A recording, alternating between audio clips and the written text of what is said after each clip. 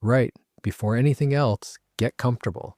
Sort your pillow out, pull the blanket up, do whatever it is you do.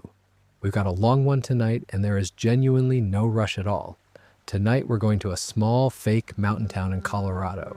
A town where 4 boys have been stuck in the 4th grade since 1997, where one of them dies constantly and nobody seems bothered, and where the entire place is made out of what looks like colored paper. South Park. But we're not here for the plots, we're here for the mistakes, the disappearing posters, the glasses that change shape mid-sentence, the character whose dad has 2 different first names, the nights the show simply didn't turn up. And none of this is a takedown, by the way. Nobody's getting told off. What I found, the more I dug, is that most of these are the fingerprints of people working absurdly fast, which I think makes them quite lovely. If you fancy sticking around for more of these, there's a subscribe button somewhere. No pressure. If you drift off halfway through, that's fine. That's rather the point. So to understand why South Park has so many mistakes in it, you have to understand something about how it gets made. And this is the one bit of proper background I'm going to do tonight, because everything else in this video sits on top of it. South Park is made in 6 days, not 6 weeks, not 6 months, 6 days. The whole thing, written, voiced, animated, scored, edited, and sent off to the network in 6 days, and then they do it again the following week. I want to be clear about what that actually means, because I don't think it lands the first time you hear it. The process starts on a Thursday morning. Trey Parker and Matt Stone sit down with a handful of writers and they just talk about the news, about whatever's happening online, about whatever's been annoying them. They throw ideas around until something sticks, and for every idea that sticks, there are apparently something like 100 that don't. Then Parker goes off and writes the script. Then it gets recorded, largely by Parker and Stone themselves doing most of the voices. Then roughly 70 people animate it while working weeks. That runs somewhere between 100 and 120 hours. And the episode goes out on Wednesday night at 10. Sometimes it arrives at the network hours before that. Now for comparison, The Simpsons spreads its animation out across something like 8 to 10 months. The writing and the voice recording are done miles in advance. That's not The Simpsons being lazy, by the way. That's just how animation normally works. Animation is slow. It's slow because it's thousands of individual decisions, and every one of them has to be drawn or rendered by somebody. So South Park isn't really running on an animation schedule at all. It's running on a live comedy schedule. It's much closer to Saturday Night Live than it is to any cartoon. Which is why the show can make a joke about something that happened on Monday and have it on air by Wednesday, and why it stayed relevant for as long as it has. That topicality isn't a bonus feature, it's the entire reason the schedule exists. There's a lovely detail in all this that I keep coming back to. For most of the show's run, there was a producer called Frank Agnon, whose job at the very end of the week involved physically getting the finished episode across town to a satellite uplink facility so it could be beamed over to Comedy Central in New York. A man in a car. With the episode. Driving. There's a documentary about this if you've never seen it. It's called 6 Days to Air. It came out in 2011, and it followed the making of an episode called Human Centipede. It got nominated for an Emmy. And the thing that comes across watching it isn't glamour. It's a sort of low-grade permanent panic. At one point, the team pulls an all-nighter and doesn't finish the script until 7 in the morning on the day the thing has to go out. The audio and the picture get locked that afternoon. That's the margin. Hours. Here's the thing, though. When you know all that, the mistakes stop being mistakes in the way you'd normally mean it.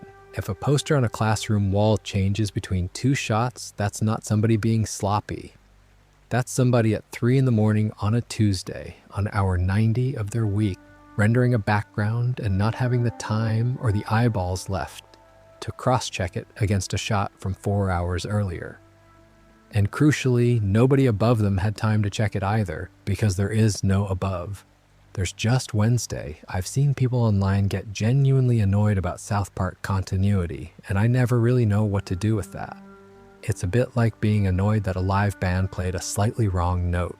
The whole point of the live band is that they're doing it live, And I'll say this as well because I do think it's true. A lot of the errors we're going to talk about tonight are only visible now because of the way we watch television. Nobody in 1998 was pausing a broadcast to check whether Mr. Garrison's glasses had changed thickness. You watched it once, you laughed or you didn't, and it was gone. The mistakes were effectively invisible by design. It's streaming and pausing and frame-by-frame scrubbing that turned them into a genre, which, honestly, I'm glad about. Otherwise, I'd have nothing to talk about at 1 a.m. The other thing worth mentioning before we move on is that this schedule has not changed. That's the part I find genuinely mad. When the show started, it was crude on purpose. It looked like paper because it was paper, and the animation was deliberately jerky and cheap-looking. You could reasonably make a 22-minute episode of that in 6 days if you didn't sleep much. But the show doesn't look like that anymore. It's rendered in proper 3D software now. It's been in native high definition since 2009. The backgrounds are detailed. The crowd scenes are enormous. The amount of actual work in an episode has gone up by an order of magnitude. And the schedule stayed exactly where it was. They just kept doing it the hard way. I don't know whether that's admirable or slightly deranged. Possibly both, anyway. That's the shape of it. Everything else tonight, every vanishing prop, every wrong name, every bit of geography that doesn't line up is downstream of one production choice made in about 1999 and never revisited. So with all that in mind, let's go back to the very beginning. Back to when the show was literally made out of paper and the mistakes weren't rendering errors at all. They were physical objects sitting on a table in the wrong place. There's a structural detail about the schedule that I only found out recently and that I think makes it stranger, not less strange. They don't do the season in one straight run. Most television, animated or otherwise, gets made in a long, continuous block. You start in January, you finish in October. The whole thing rolls forward as one production. South Park splits it up into shorter batches, 7 weeks at a time, roughly, with gaps, which means the whole machine spins up, runs flat out for a couple of months, stops dead, and then has to spin up again from nothing later in the year. And I can see why you do it that way, because nobody could sustain that pace for 10 months without something serious going wrong. But it does mean the show is permanently either at a dead stop or at maximum output, with nothing in between. There's no cruising speed. The other thing that surprised me is how much of the week is spent not knowing what the episode is. Thursday is the writer's room, and the writer's room is not people executing a plan. It's people sitting around talking about what's annoyed them. And apparently the ratio is brutal. For every idea that survives, something like 100 don't. So there are Thursdays where the good idea shows up in 20 minutes, and there are Thursdays where it's 4 p.m. and there is still no episode, and the deadline hasn't moved. That's the part I'd find unbearable, personally, not the work, the not knowing. And I think it explains something about the shape of South Park episodes that I'd never quite put my finger on. The show has a very particular structure where it'll set up something that looks like the plot, then abandon it about 8 minutes in for something completely different, and then the two things collide at the end in a way that feels either brilliant or slightly held together with tape. That's not a style. That's what a script written in a day and a half looks like when the people writing it are very good. Money briefly because it's relevant. The early episodes cost somewhere in the region of $250,000 to $300,000 each, which for television animation in the late 90s is not extravagant, but it's not nothing either. It's a real budget for a show that was pretending to be made of scrap paper. The pilot cost more, incidentally, precisely because of the paper. Doing it physically took months, and months of anybody's time is expensive. And that's a nice inversion, actually. The cheapest looking thing they ever made was the most expensive to produce, because doing it badly on purpose by hand takes longer than doing it properly on a computer. One last thing before we move on, and it's about why any of this is worth it. The payoff for the whole absurd arrangement is a single capability that no other animated show has ever had. South Park can respond, something happens, and 4 days later, there's 22 minutes of television about it, broadcast to a national audience, while people are still arguing about it. Every other show in this genre is commenting on the world as it was the better part of a year ago, which is fine. Most comedy doesn't need to be fast, but it does mean that when something enormous happens, they're all silent, and South Park isn't. That's what the mistakes buy. That's the exchange rate. Somewhere in this world, there's a version of the show with immaculate continuity, perfect asset management, and not a single vanishing prop. And it's about 7 months behind, and nobody's talking about it. I want you to picture a table. On the table, there's colored card, orange, brown, a lot of blue for the sky.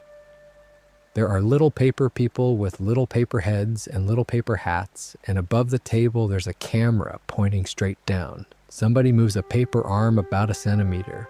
The camera takes a photo. Somebody moves the arm again, another photo. That's how the very first episode of South Park was made. Actual construction paper, actual stop-motion photography, one frame at a time. It took about 3 months, which, given what we just talked about, is a genuinely funny sentence to say out loud. The look was pinched from Terry Gilliam, by the way, those cutout animations he did for Monty Python, all the flat shapes and the hinged limbs and the slightly wrong movement. That's the ancestor, and once the show got picked up, they moved to computers almost immediately because obviously they had to. But they engineered the computer version to keep looking like the paper version. Flat, jerky, two-dimensional, a bit homemade. It's a deliberate aesthetic pretending to be a limitation, which brings us to my favorite category of South Park error, and one that literally could not happen today. The mistakes where the problem is a physical object.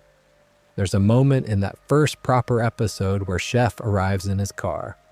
And if you look at the roof of the car, Chef's hat is sticking out through it, not near it, through it. Now, on a computer, that's a 2-minute fix. You nudge a layer. But this was a paper cut out of a hat, sitting on top of a paper cut out of a car, photographed from above.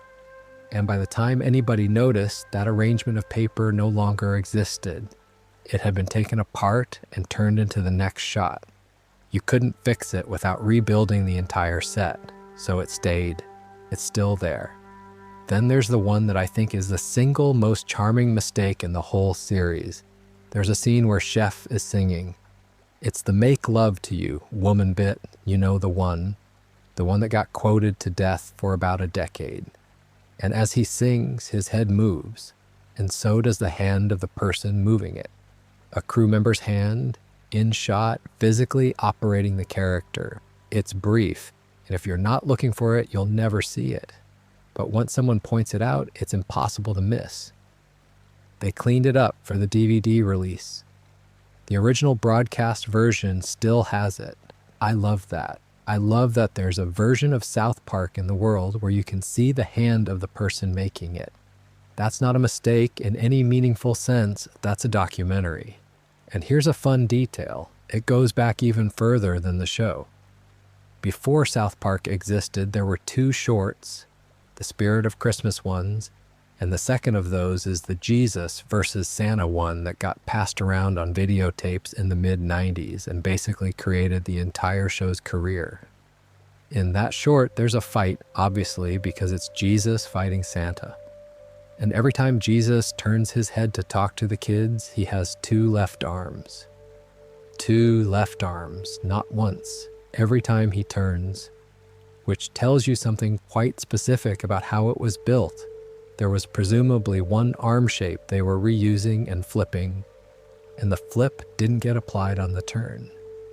It's the kind of thing you'd absolutely catch if you had a week. They did not have a week. They had a favor and a camera. There's a knock-on effect from all this that I find quietly interesting. Because the early episodes were assembled physically and then photographed, some of the original frames apparently just don't exist anymore in any usable form. Which becomes a problem much later on when the show goes back and tries to tidy the old episodes up. But we'll get to that because that's a whole thing on its own, and it's better later on when everyone's a bit sleepier. One more from the paper end of the show, and this one's about fire. In the third episode, the boys are sitting around a campfire while Jimbo offers them beer, as you do. And in some shots, the fire is animated, flickering, moving, doing what fire does. And in other shots in the same scene, it isn't. It just sits there, a completely still fire. Now, is that a mistake? Or is that somebody deciding that animating a fire for every single shot in a scene where the fire isn't the point is a poor use of the 11 hours they have left before the thing has to go out the door? I genuinely don't know. Nobody's confirmed it either way. And I'd argue that at that stage of the show's life, the difference between those two things is basically nothing. Here's what gets me about this whole era, though. When people talk about South Park being crude, they usually mean the content. But the animation was crude in the most literal possible way. Cheap materials, visible seams, hands in frame. And the show has never really stopped being that. Even now that it's rendered on proper machines by a proper studio, it just got much better at hiding the seams. Most of the time. Anyway, let's stay in the first episode for a bit, because there's something quite funny about it, which is that after nearly 30 years and hundreds of episodes, the single most mistake-riddled 22 minutes of South Park ever made is still the one they made first. And most of it happens in one room. Since we're in the early years, let's talk about the theme tune for a minute, because there's something in it that fits this section rather well. The theme is by Primus. Les Claypool wrote it and played it, and it's that lolloping, slightly drunk bass line with the boys shouting over the top. And the version you know is not the version they originally made. The unaired pilot had it considerably slower, noticeably so. And it was sped up for broadcast, which changes the whole character of it. The slow version sounds sludgy and a bit menacing. The sped up version sounds like children running down a hill. That's a correction, technically, a change made because the first attempt wasn't right. And I only mention it because it's the earliest example I can find of the show fixing something before anyone saw it, which is a category we don't usually get to see. The theme's been rebuilt several times since. There was the original with the call and response vocals, then a techno remix around the middle of the fourth season, then a bluegrass version that ran for a good 5 years, then a rock arrangement built around a custom bass thing called a wamola, which is exactly as odd an instrument as it sounds. And in the 25th season, they re-recorded the whole thing with an orchestra. And here's the fun detail. During the 6th season, Kenny's lines in the theme song got given to Timmy, because Kenny was dead, not dead in the weekly sense. Properly dead, the show had killed him off at the end of the 5th season and meant it, and he stayed gone for most of a year. So they couldn't have him singing in the opening credits every week because that would rather undercut it. So Timmy took over. I think that's a lovely bit of housekeeping. It's the kind of continuity nobody demands and nobody would have complained about, and somebody did it anyway. Which slightly undermines my whole thesis about this show not tracking things, but I'm going to allow it. Right. Back to the early era, and something I want to flag because it's related to the crudeness. South Park has always used famous people badly on purpose. Most shows get a celebrity in and give them a proper part. South Park's early instinct was to get somebody enormously well known and then have them make a noise. George Clooney is in the first season. He plays Stan's dog. He barks. Jay Leno turns up and does the meowing for Cartman's cat. Henry Winkler, the Fonz, one of the most recognizable television actors alive, is in there grunting as a monster that eats children. Robert Smith from The Cure appears as himself and fights a giant robot version of Barbra Streisand, which is at least a proper role, though I'm not sure it's a dignified one. And there's a story that Jerry Seinfeld was offered a part in a Thanksgiving episode and turned it down, and the part was turkey number 4. Which, honestly, fair enough, Jerry. The reason I bring this up in a section about paper cutouts is that it's the same instinct. The show's whole early identity is about deliberately refusing the expensive-looking version of things. Don't animate it properly, use paper, don't give the film star a monologue, make him bark. That's not incompetence dressed up as style. You have to be quite deliberate to get George Clooney into a recording booth and then not let him speak. And it does make the actual errors harder to spot, which is the running problem we'll keep bumping into. When a show is committed to looking wrong, wrongness stops being a signal. One last thing about the paper era.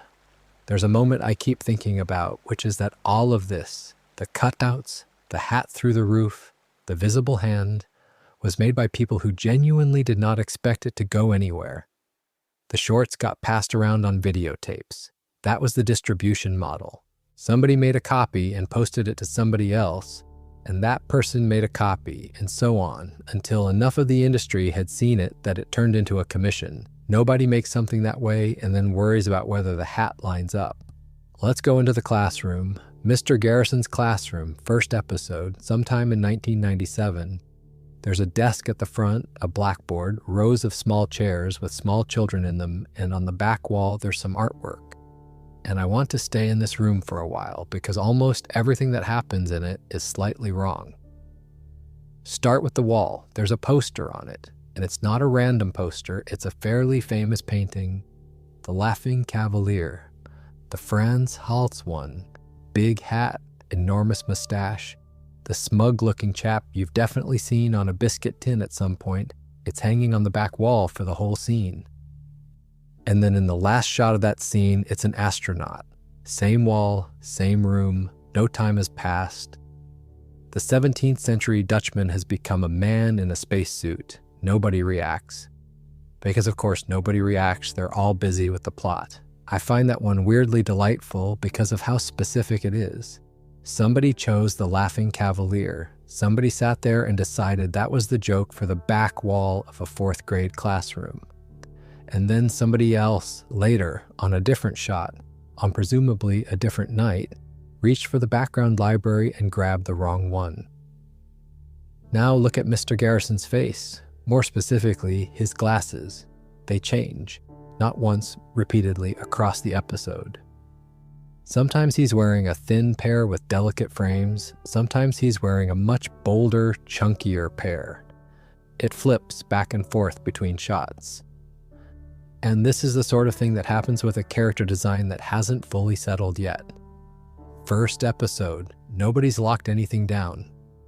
Somebody's drawn 2 versions of Garrison, both versions are in the asset pile, and whichever one you grab is the one that ends up on screen. It's not a decision, it's an accident of filing. Then there's Pip. There's a bit where Kyle is trying to get out of class to go and find Ike, and while that's happening, Cartman sets Pip on fire. Which, fine, standard. But for Cartman to do that, Pip has to be sitting just behind him and slightly to the left. And in the shots immediately before, Pip isn't there. A different kid is, and there is nowhere near enough time between the 2 shots for anyone to have swapped seats. So Pip teleports into position in order to be set on fire, which is, if you think about it, the most Pip thing that could possibly happen to him. Poor lad's entire function in the show is to be in the wrong place. Staying in the room. Stan and Wendy. Stan has the thing where he throws up whenever Wendy talks to him. That's established here in this episode, and it runs for years afterwards. She speaks to him at school, he vomits, everyone gets on with their day, and then the vomit disappears. There it is, on the floor, a considerable quantity of it. And a few shots later, the floor is spotless. Nobody's cleaned it. There's no cutaway to a caretaker with a mop. It's just gone. Which, honestly, of all the things on this list, is the one I'm least bothered by. If I were animating this on no sleep, I'd also quietly stop drawing the sick. Down to the cafeteria, still same episode. The boys are queuing. First time we see them, Stan is in front of Cartman. Then Kyle says the line about Wendy Testaburger, we cut, and in the very next shot, Stan is behind Cartman. They've swapped. Mid-sentence. And this is one of those errors that's much more noticeable in South Park than it would be in a normal cartoon because the characters are so simple and so distinctly colored. Stan's a blue hat with a red bauble. Cartman's a turquoise hat and a red coat. You can read the whole lineup in about 1/10 of a second. There's nowhere to hide. 2 more from this room and then we'll move on. Late in the episode, Cartman gets tied to a tree. It's night, so there's a sky full of stars behind him, including one big sparkly one that's clearly meant to be the anchor of the shot. The stars move. Between shots, the whole field shifts, and the big sparkly one wanders about. Which would be fine if any time we're passing, except it isn't. It's one continuous scene. The night sky is fidgeting. And then finally the audio one, which I think is the strangest of the lot. After a Garrison line, the one where he says, "You can say that again, Mr. Hat," Kyle shouts a line about giving his brother back, "You stupid aliens." Except it isn't Kyle's voice, it's Stan's. Now these characters are voiced by the same person. Trey Parker does Stan, and he does Cartman. Matt Stone does Kyle and Kenny. So what's happened here is almost certainly that a line got recorded, or picked, or dropped into the edit under the wrong character, and because the two voices come from a very similar place, it slid past on the night. Here's the thing about all of this though. Every single one of the mistakes I've just listed is in the same 22 minutes, one episode.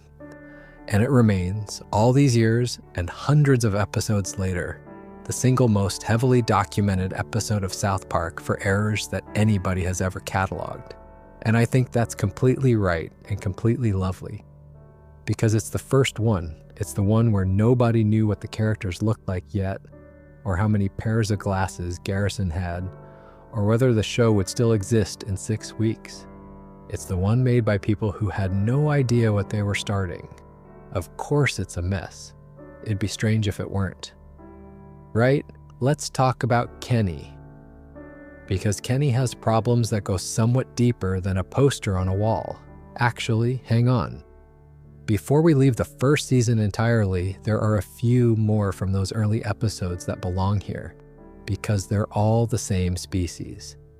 In Weight Gain 4000, there's a sequence around the mayor's office and the award ceremony, and one of the things that happens is a very early example of what I'd call population drift. Characters who should be in a shot aren't, and characters who shouldn't be are. The clearest version of it is in An Elephant Makes Love to a Pig, which is the one with the genetic engineering and the fairly memorable song. The boys are standing in a group and Kenny disappears, just stops being there. Then a bit later, Stan disappears too. And then a second after that, they're all back together as though nothing had happened, which is very funny to watch once you know, because it looks less like an animation error and more like the two of them nipped out for a minute. And this is a genuinely instructive one because it shows you how a group shot gets built. You don't animate 4 separate children. You build a cluster, one asset with all of them in it, and you use the cluster. And if somebody grabs a version of the cluster that was made for a slightly different composition, you get a hole where a boy should be. Same thing happens in Rainforest Schmainforest a couple of seasons later. Cartman storms off from the group. That's the plot. He splits away from everyone and finds a construction site, and the episode goes on for a while with him separated from them, and then there's a shot facing the rest of the group, and Cartman's in it. He's standing there with everyone else, in a scene where he is definitively somewhere else. He hasn't come back, nobody acknowledges him, and in the next shot he's gone again. That's the group cluster problem in its purest form. Somebody needed a shot of the boys, so they used the shot of the boys, and the shot of the boys has Cartman in it, because it always has Cartman in it. There's one more from this general period that I want to mention because it's about a completely different kind of continuity. In Cat Orgy, I know we keep coming back to it. It's a mistake-rich episode. Shelley beats Cartman up. Repeatedly, comprehensively. It's not a close contest. At any point, she flings him into the ceiling at one stage. And years later, in Breast Cancer Show Ever, the episode is built partly on the idea that Cartman has never been beaten by a girl before. That's part of what makes the situation with Wendy so charged. It's presented as unthinkable, as the humiliation that would end him. He'd been thoroughly done over by Shelley several times by that point. And that same episode has a second version of the same problem, actually. Wendy says, more or less, that nobody ever does anything when Cartman behaves appallingly. that everyone just lets it happen, which isn't true even slightly. Kyle spends entire episodes trying to stop him. That is arguably Kyle's primary function in the series. There are whole two-parters where the plot is Kyle trying to prevent Cartman from doing something monstrous.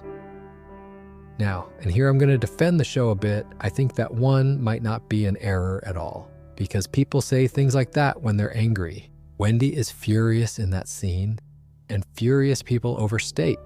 Nobody ever does anything as a thing you say when you're fed up, not a factual audit of the last 11 seasons. The Shelley one I can't rescue, mind. That's just been forgotten. What I find interesting about this whole cluster is that they're all continuity errors of memory rather than of vision. Nothing's rendered wrong, every frame is fine. It's the show forgetting its own past, which is a very different failure from the show mislaying a poster. And it's the one you'd think would be easiest to avoid because it doesn't require any technical work at all. It just requires somebody in the room to say, hang on, didn't Shelley already do that? But there isn't anybody whose job that is. There's no continuity department sitting in a room with a wall of index cards. There's a small number of people writing very fast, working from memory, and memory is not a database. Where exactly is the hole in Kenny's head? That's not a rhetorical question, and I promise it's less grim than it sounds.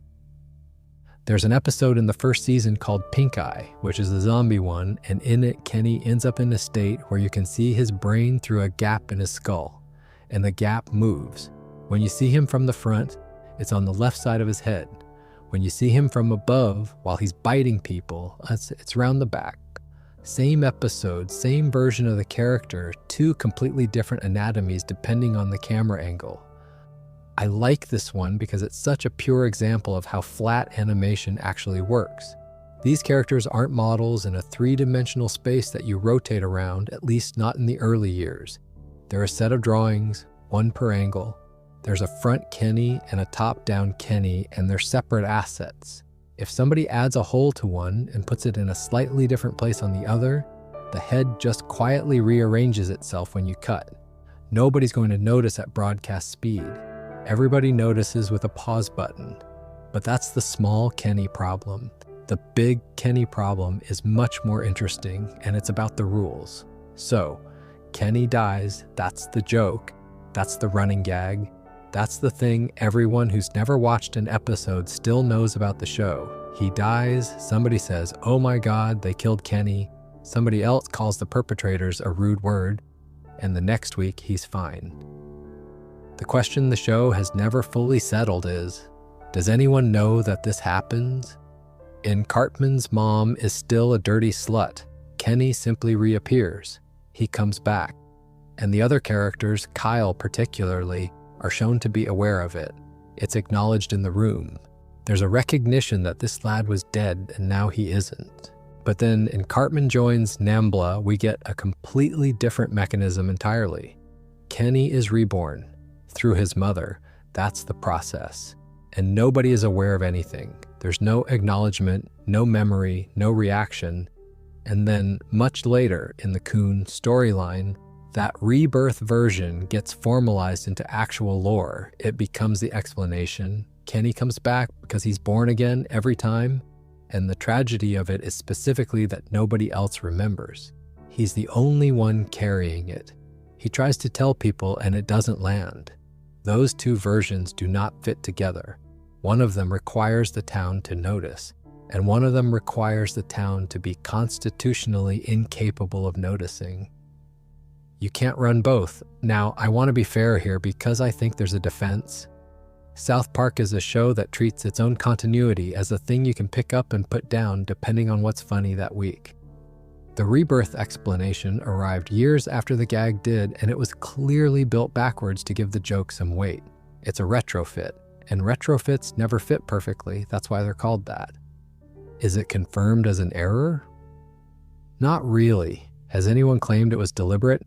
Also not really. It sits in that middle space where a lot of this stuff lives. There's a third Kenny thing though, and this one is confirmed because Matt Stone has actually talked about it. Kenny has a sister, her name's Karen. She turns up in Best Friends Forever, she's got a proper role in The Poor Kid. She's a real character with a real emotional function in the show.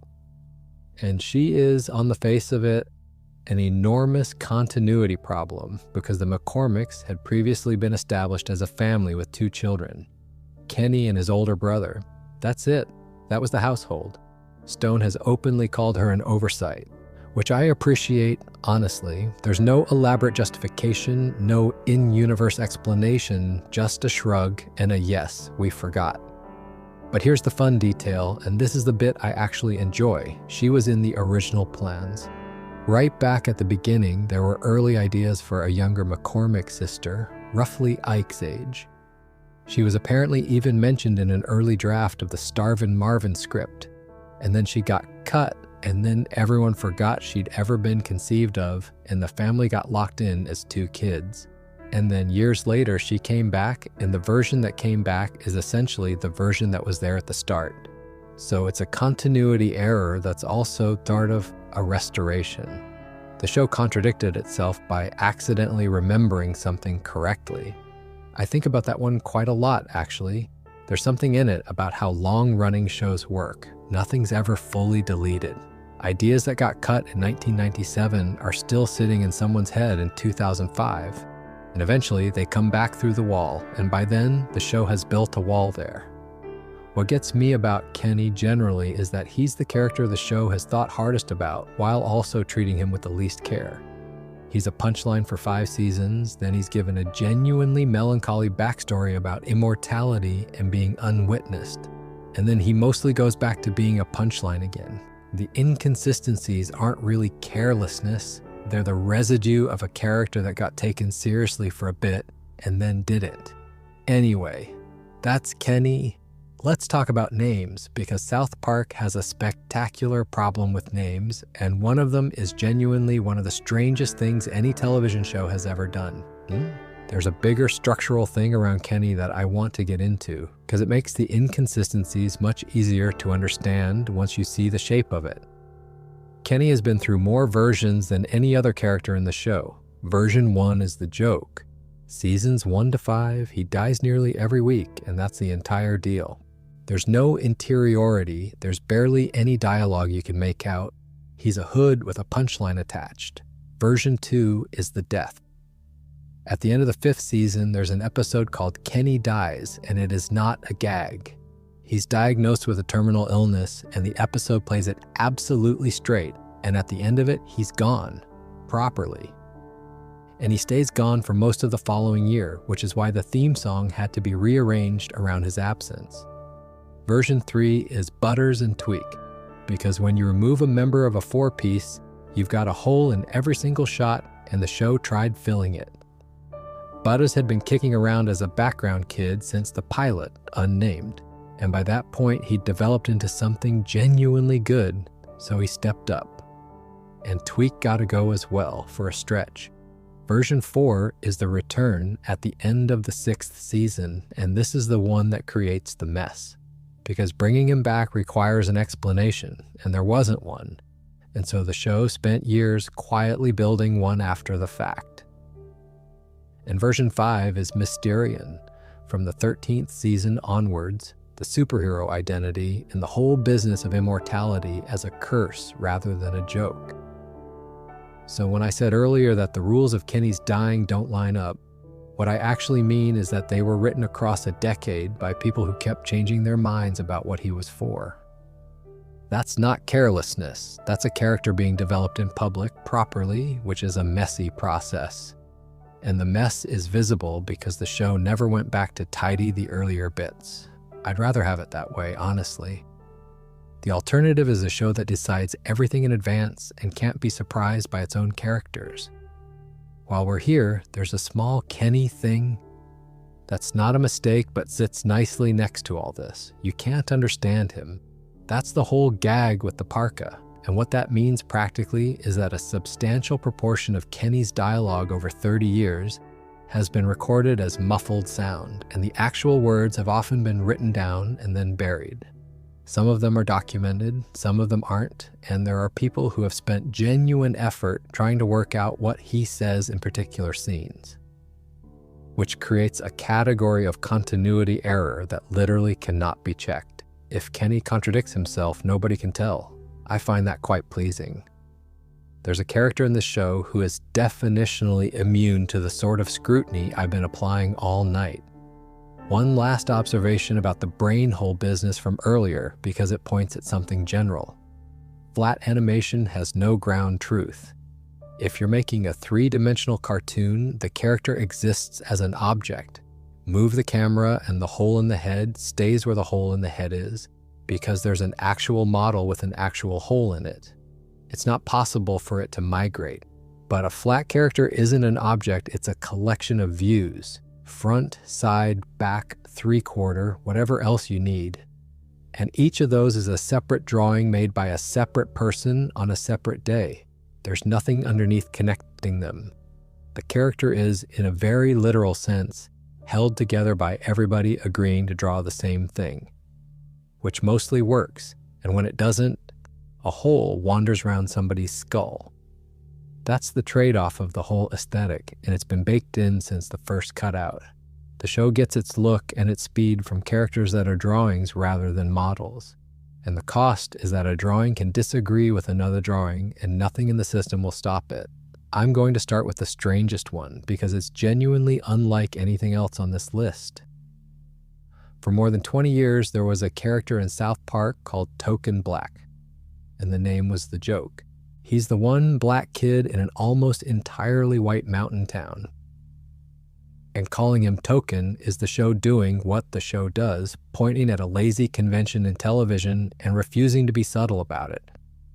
It's not clever exactly, but it's clear. That was the bit. He was introduced around the 4th season. He became a proper recurring character with a family and a personality and a storyline about being rich. And for 2 decades, he was Token. In the credits, on the merchandise, in the closed captions everywhere. Then, in the 25th season, in an episode called The Big Fix, the show announced that his name had always been Tolkien, as in J.R.R. Tolkien, the Lord of the Rings one. His parents named him after the author, and everyone in the town who assumed it was Token had simply been hearing it wrong for 20-odd years, and the joke is now on the audience for having made an assumption. And look, as a piece of writing, I actually think it's quite a clever move. It flips the gag inside out, and it lands the point better than the original name ever did. Fine, good. But as a matter of record, it is completely mad, because it means an enormous amount of previously published material is now retroactively wrong. The credits were wrong, the subtitles were wrong, decades of them. The show didn't change a character's name, it announced that everyone else had been mishearing it since the Clinton administration. Is that a mistake? Not in the sense that anyone slipped up. Is it a continuity error? Absolutely, in the sense that the record now contradicts itself in about 400 places. That's not the only name that's wandered, mind you, not remotely. Butter's dad has 2 first names. Early on, he's Chris. Later, he's Steve. Same character, same design, same voice, same house, same increasingly alarming parenting. The name just changed at some point and then stayed changed, and nobody in the show ever remarks on it. And I find that one funnier than the Tolkien business, honestly, because there's no cleverness to it at all. Somebody just typed a different name into a script one week, possibly because the previous one hadn't been said out loud in a year and a half and nobody could remember it. Then there's Jimmy. In the 7th season in Crazy Cripples, his surname is given as Swanson. In the 8th season in Up the Down Steroid, he is Jimmy Vollmer, and Vollmer or Valmer is the one that stuck. Same character, 1 season apart. And it's not like Jimmy's a background extra at that point. He's a proper member of the cast by then. He's got the stand-up comedy thing. He's got the catchphrase. He's got an entire developed personality. His surname just changed between seasons, and the show carried on as though it hadn't. There's a pattern here, actually, and it's worth pointing at. Surnames in South Park are enormously unstable in exactly the way you'd expect from a show that writes each script in about a day and a half. The main four have locked names because they say them constantly. Marsh, Broflovsky, Cartman, McCormick. Those are load-bearing. But the secondary characters, the ones whose full names come up once every couple of years, those drift. There's nobody's job to maintain the list because there is no time in the week for anybody to have that job. Right, here's a small one that I love disproportionately. Cartman's cat, Mr. Kitty. In Cat Orgy, which is the one where Cartman's cat is, well, extremely on heat, Mr. Kitty is female. That's the entire premise of that half of the episode. It's not ambiguous, it's the plot. Years later, in the cheesing episode, Mr. Kitty is male. Now, you could argue there's an in-universe explanation. Cats get renamed. People are wrong about their pets' sex all the time. Genuinely, it's more common than you'd think. But given the episode where it mattered was built entirely around the fact that it mattered, I think we can call this one. And then finally, the one that isn't a name so much as a spelling, Chef's Apron. Chef wears an apron with the word chef on it, obviously, and the capitalization of that word is not stable. It goes from lowercase to uppercase and back, sometimes within a single episode. Just a little C becoming a big C between shots. That is, I'd argue, the purest possible example of what we're dealing with tonight. Nobody was ever going to notice that at broadcast. It has no effect on anything. It exists solely because there were two versions of the apron asset in a folder somewhere, and both of them got used. Here's the device I want to set up now because we're going to keep coming back to it for the rest of the video. With a lot of these, the honest position is it confirmed to be a mistake? No. Has anybody ever claimed it was on purpose? Also no. And South Park is a specific problem in this respect because it's a show that does deliberately break its own rules for a laugh, constantly, and has done since the start. So there's always a version of events where the wrong apron or the wrong surname is somebody being funny in a way so quiet that nobody caught it. I don't think that's usually what happened, but I can't prove it isn't, and I'd rather say that than pretend to a certainty I haven't got. Anyway, let's talk about age because the boys have been 9 years old for about as long as some of you have been alive. There's a whole second tier of this that I want to get into because names aren't the only thing about the supporting cast that drifts. Clyde's mother dies. That happens in an episode, properly, on screen, with consequences. It's a significant thing for the character and it's treated as one. And then she's back later. Alive, in shots, in the background, existing.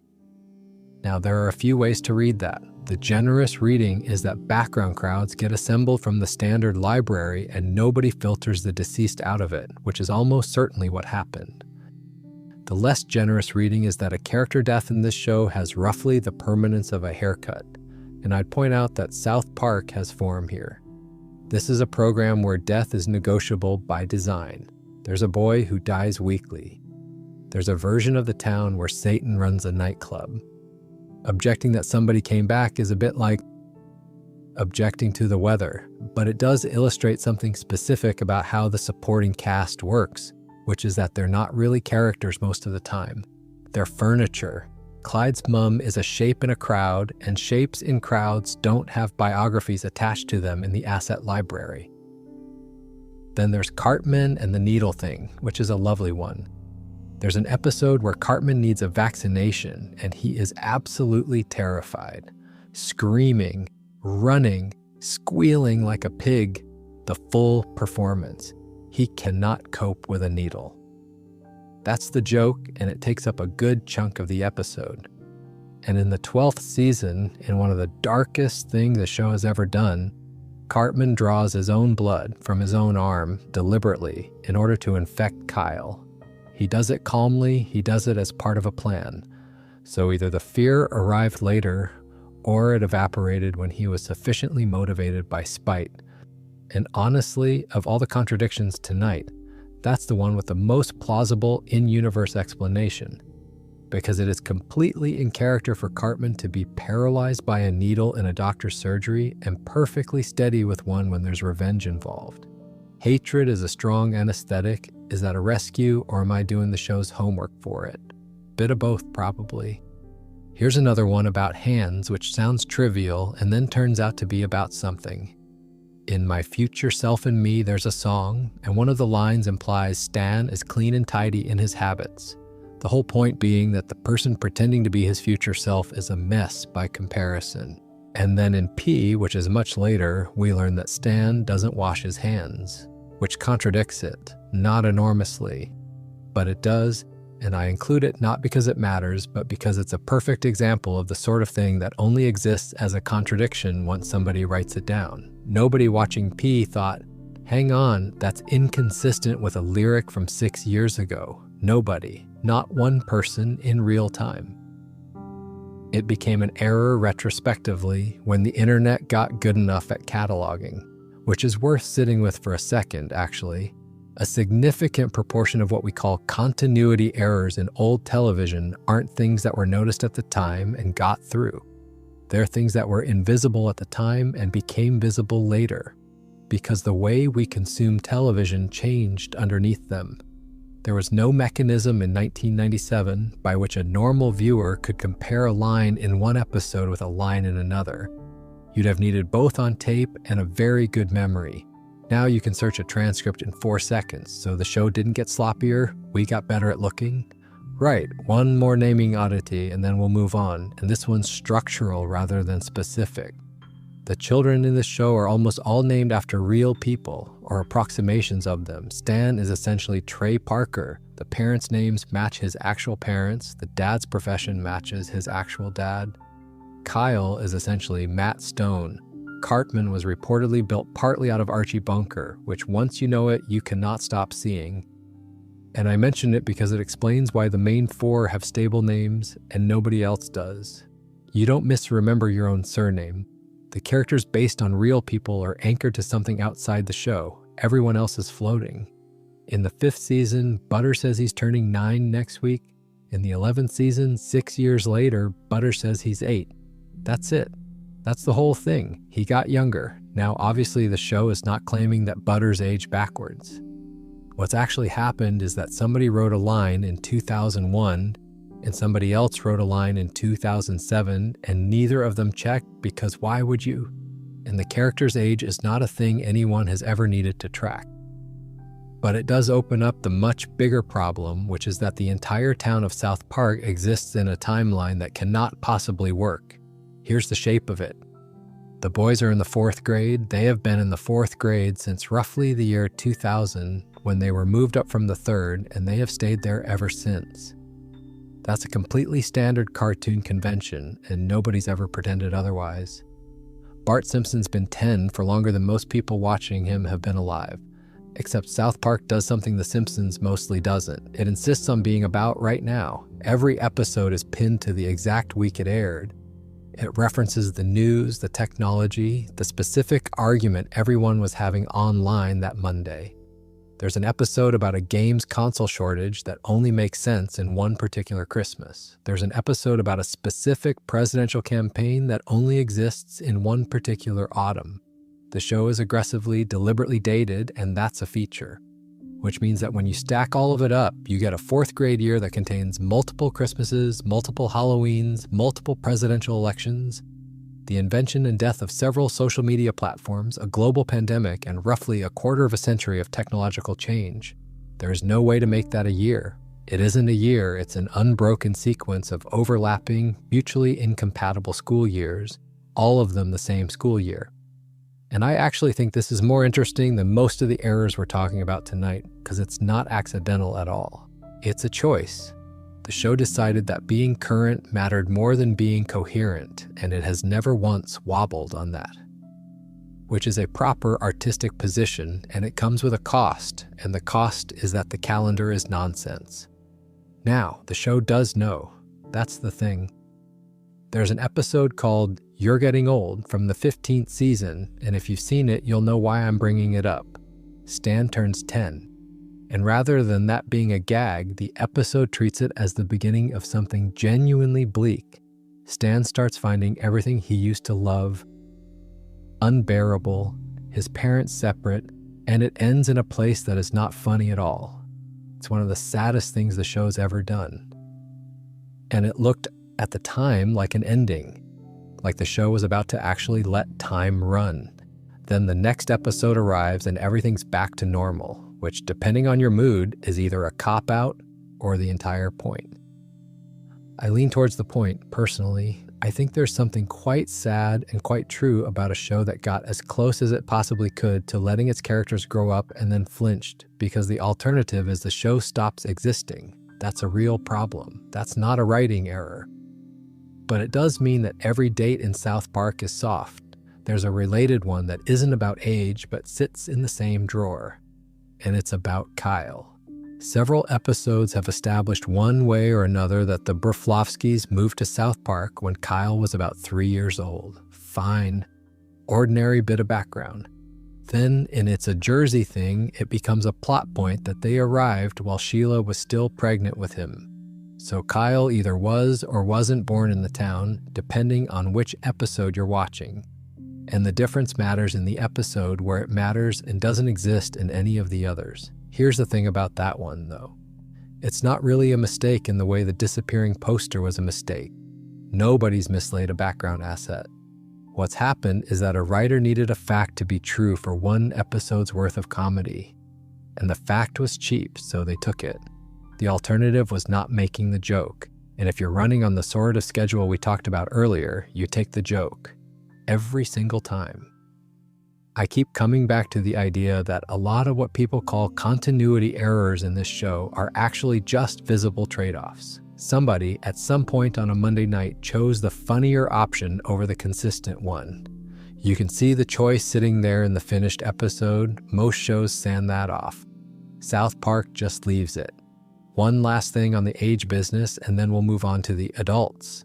Butters saying he's turning 9 and then saying he's 6 years later is only a contradiction if you assume both statements are equally reliable. And Butters is, bless him, not a reliable narrator about anything. He's a child who once agreed to be a Hawaiian person for money. There's a genuine argument that he simply doesn't know how old he is. Is that a stretch? Probably. Would I accept it in a pub? Absolutely. Right. Let's talk about the grown-ups, because the working population of this town is a shambles. Since we're on the subject of dates, there's one that happens entirely inside a single episode, and it's so clean that I find it quite satisfying. Woodland Critter Christmas. If you know it, you know it. It's the one narrated in rhyme, in the style of a children's Christmas story, with the talking forest animals who turn out to be considerably worse than they first appear. It's got a reputation, and the reputation is earned. And in it, the narrator says it's Christmas Eve Day.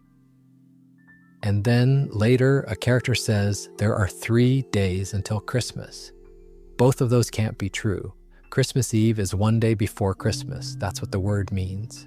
3 days before Christmas is the 22nd, which is a perfectly nice day, but is not Christmas Eve.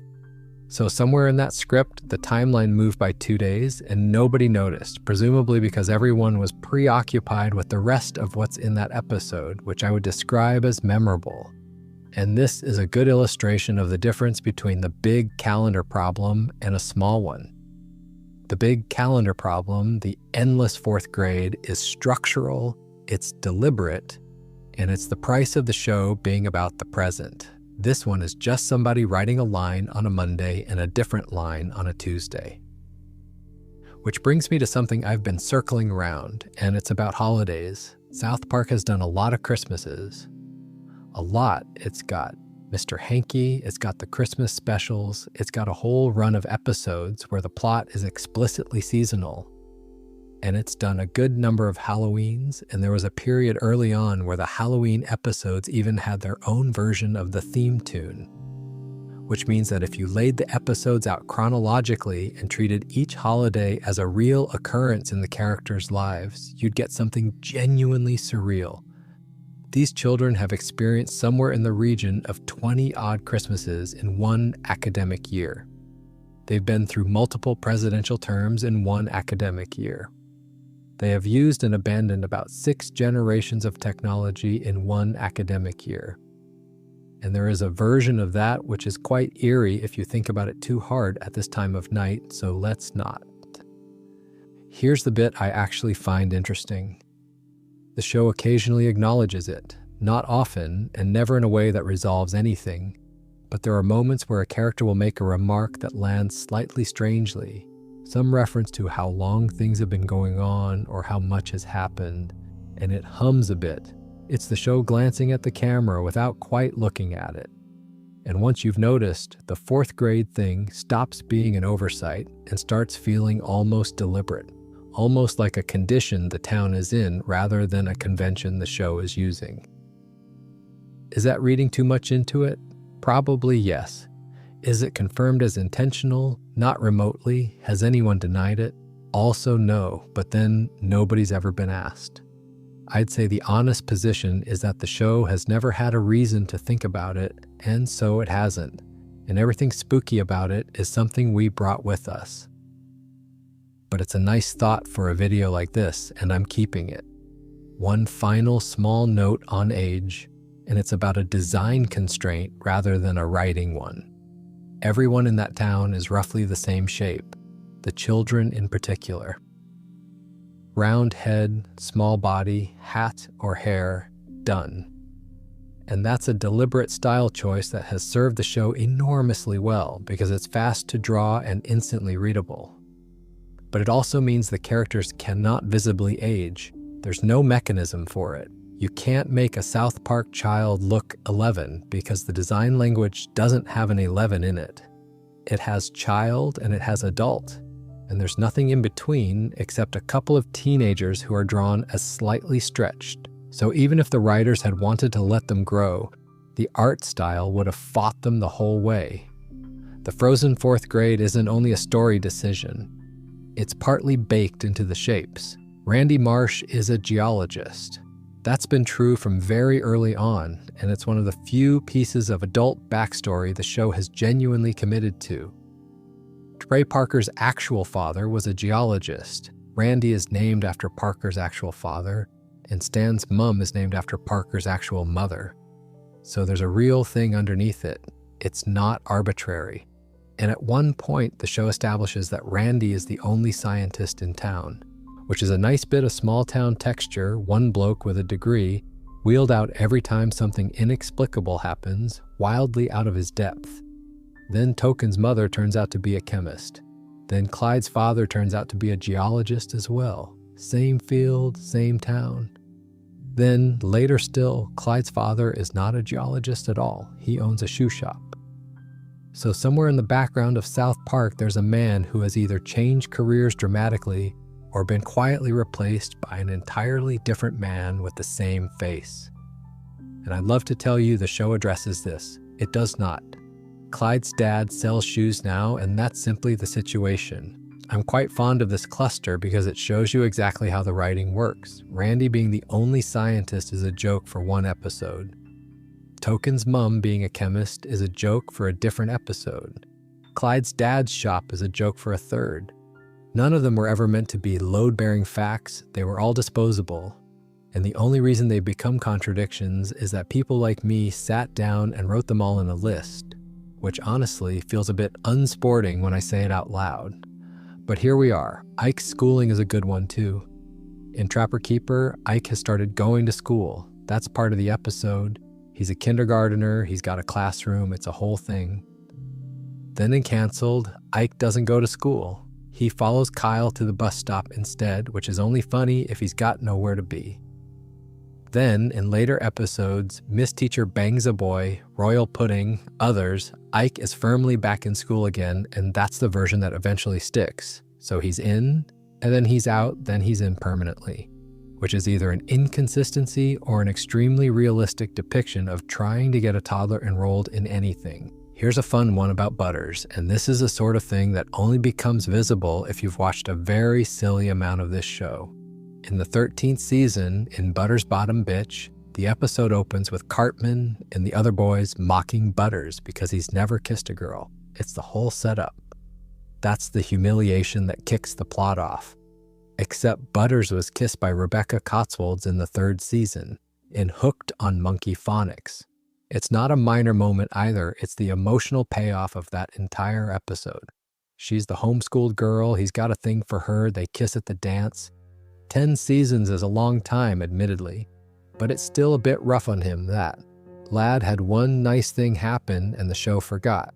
There's a similar reset with Cartman and Shelley. By the end of Cat Orgy, the one where Shelley's babysitting and it goes about as well as you'd expect, the two of them have arrived at something like a truce. There's a genuine moment of mutual respect at the end. It's sweet in the way South Park occasionally allows itself to be sweet for about 11 seconds. And then in the new Terrence and Philip movie trailer, they hate each other again completely as though none of it happened. This is a thing that happens constantly in episodic television, and it's not unique to South Park at all. Sitcoms have been resetting relationships between episodes since sitcoms existed, but it's more visible here because the reconciliation in Cat Orgy is unusually well earned, so watching it get binned feels like more of a loss. There's a broader version of this that's worth naming, and then I'll stop being a pedant about a cartoon. The show resets its physical world constantly. Things get destroyed and they come back.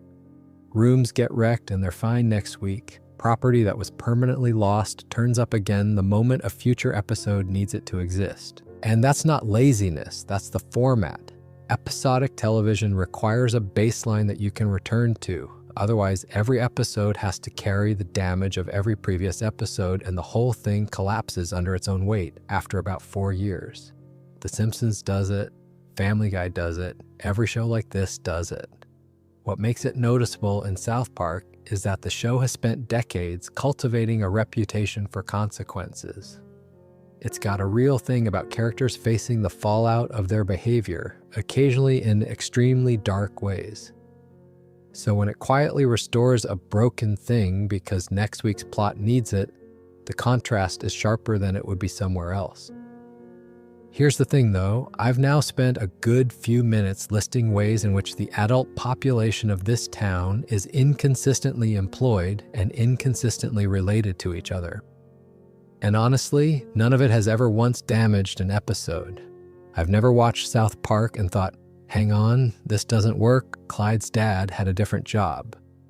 Because it doesn't matter, it's a cartoon about a town where a Christmas Pooh gives advice. The bookkeeping was never the point. Right, let's get properly small for a bit. Clothes and objects, nothing at all at stake in the next one, which I think might be my favorite kind. Actually, one more before we move on because it's about the town rather than the people in it, and it's the thing I find hardest to let go of. South Park is not a consistent place. I don't mean the residents, I mean the geography. The buildings move. Streets that are next to each other in one episode are across town in another.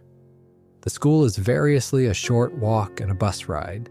The bus stop, which is the single most established location in the entire show, is at different distances from everybody's houses depending on what the shot needs, and the mountains behind the town, the ones in almost every establishing shot, reorganize themselves constantly. Now, I'm not going to pretend that's a scandal. Nobody has ever watched a cartoon with a map open, but it's a good example of how the show's world is built, which is not in advance. There's no Bible for this town. There's no document somewhere that says the Marsh House is 400 meters from the school on this bearing. Every location gets built when an episode needs it, from whatever reference is nearest to hand, and then it goes back in the library and comes out slightly different next time, which produces a place that feels enormously coherent while being, on inspection, a complete shambles. And I think the reason it feels coherent is the color palette more than anything. Everything is that same washed out mountain blue and brown, so wherever you are, you're clearly in South Park. Consistency of mood rather than consistency of fact. That's a genuinely clever trick, whether it was intended or not. Here's a related thing about the adults that I keep noticing. The parents in this show have almost no interiority in the early years, and an enormous amount of it later. And the changeover creates a lot of the contradictions we've been talking about. Early Randy is a bloke who turns up to be wrong about geology. That's it. That's the character. He exists to be an authority figure who is unequipped. Later, Randy is arguably the main character of the entire program. He's got an arc, a business, a marriage in various states of repair, and more screen time than most of the children. The show pivoted onto him around the 23rd season and never really pivoted back. And when you promote a piece of furniture into a protagonist, everything that was said about them casually over 20 years suddenly becomes backstory. Things that were throwaway jokes are now facts about a person with an inner life. Of course, they don't line up. They were never meant to be load-bearing, and then somebody built a house on them. The same thing happened to Butters on a smaller scale.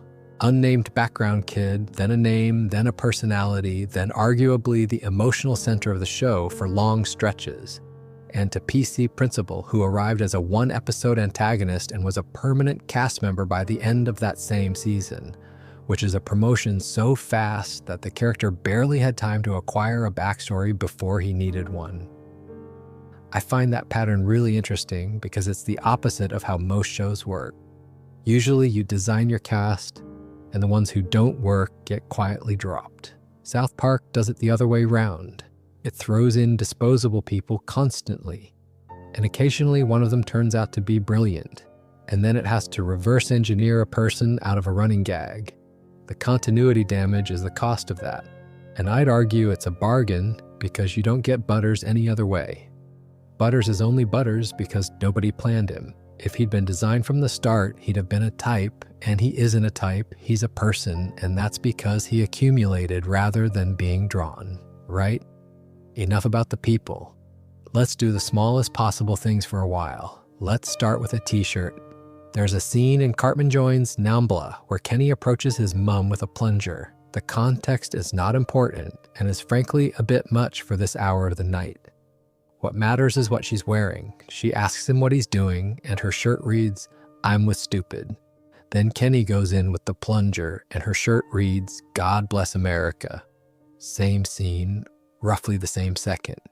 She has changed her top mid-plunge without moving. I love that one.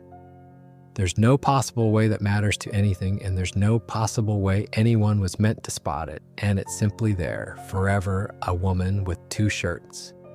Here's one that's a bit bigger. In The Return of the Fellowship of the Ring to the Two Towers, which is the one where the boys go on an epic quest to return a videotape, and is genuinely one of the best things the show's ever done, Randy and Sharon turn up at Butters' house to get the tape back. They're in pajamas, full nighttime gear, which is part of the gag. They've come out in a hurry because the situation is urgent. Then they go down into the basement and they're in normal clothes. They got changed. On the stairs, presumably very quickly and presumably in front of Butters' parents, which given who Butters' parents are, is probably not even the strangest thing that's happened in that house. Right? Boats. Back in Volcano, Jimbo and Ned take Kenny out on a fishing boat, and because it's Jimbo and Ned, there's a rocket involved. The rocket is mounted on a rack. They fire the rocket. The rack's still there. Good, correct. That's how racks work. Then they head for shore and the rack has gone, which is a lovely little mistake because it's the opposite of the usual one. Normally things vanish when they should stay, or stay when they should vanish. Here, the object was correctly retained for one shot and then quietly binned in the next, which means somebody was thinking about it and then stopped. Curtains next, in weight gain. 4,000, there's a scene in the mayor's office. The curtains are red. Then we see the office from outside through the window and they're pink. Then we're back inside and they're red again. And this is a slightly different species of error actually, because interior and exterior views of the same room are usually built as completely separate assets by completely separate people. The outside of a building and the inside of a building have almost nothing to do with each other in a production pipeline. So the curtains are red in one person's file and pink in another's, and unless somebody sits down and compares them, nobody ever finds out. Let's do glasses again, but different glasses. Mr. Mackey's glasses do not have a bridge. You know, the bit that goes over your nose and holds the two lenses together. In most shots, Mackey's glasses simply don't have one. You've got two lenses floating on either side of that enormous head and nothing connecting them. And then when he turns to look sideways, the bridge appears, which I actually think might be a deliberate design compromise rather than a mistake, because Mackie's head is a very particular shape, and a bridge drawn front on would sit somewhere awkward. But it does mean the man's spectacles assemble themselves when he turns. Hands now. Chef has 5 fingers when he's pointing. Chef has 4 fingers when he opens his hand. That's a general thing across the show rather than one episode. And it's the sort of error that comes from having a pointing hand asset and an open hand asset drawn at different times by different people to different rules. Cartoon characters have 4 fingers as a near universal convention, so the open hand is probably the correct one and the pointing hand is the slip. But it means that at some point in the arithmetic, Chef has grown a finger, 2 more, and then we'll change gear. In Fat Camp, there's a moment where Stan and Kenny are asking Chef about something delicate, and for one shot, Kyle's mouth is rotated 90 degrees. Just turned on its side, sitting vertically on his face like a letterbox. That's a rendering slip rather than a drawing one, a mouth asset getting the wrong rotation value applied, and it's the sort of thing that would be trivially fixable if anybody had time to watch the episode all the way through before it went out, which, as we've established, they mostly didn't. And finally, back in Cat Orgy. While Shelley's boyfriend is doing his terrible song and Cartman is hanging on the coat rack, there's a picture on the wall behind them. Looks like a family photo, possibly Cartman's grandparents. Then Shelley flings Cartman up into the ceiling and the wall is bare. The picture's gone, no hook, no mark, nothing.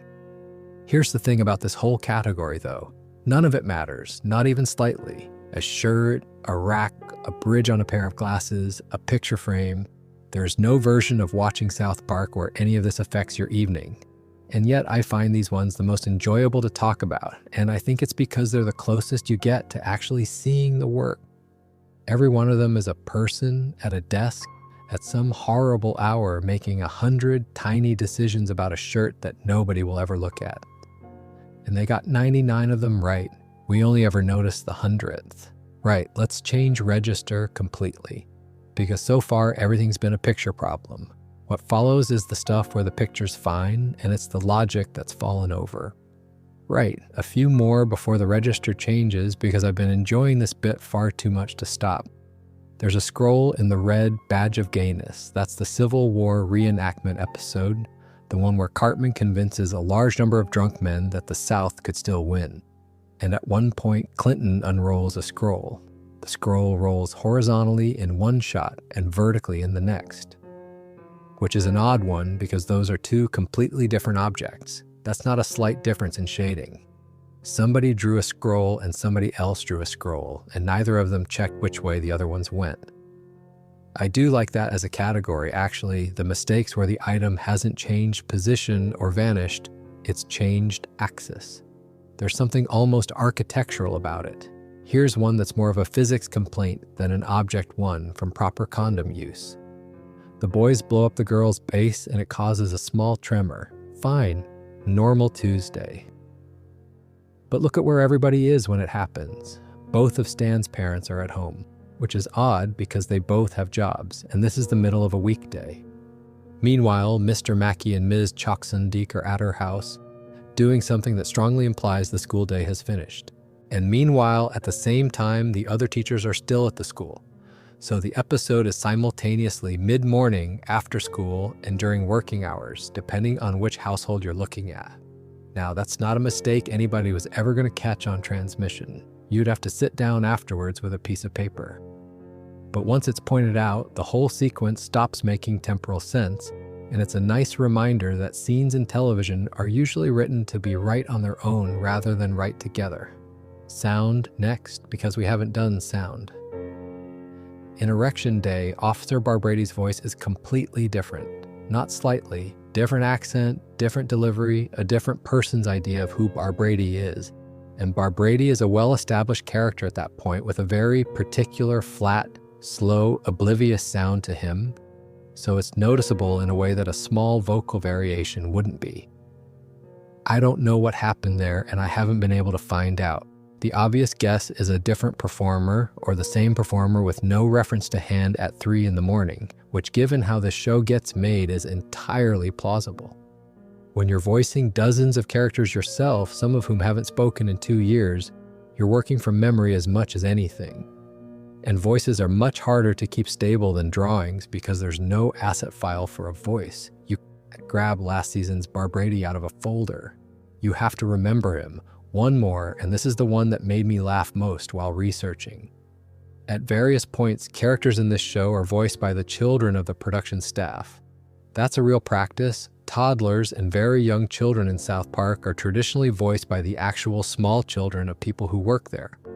Because there's no reasonable way to fake a 2-year-old, and there's a supply of them in the building.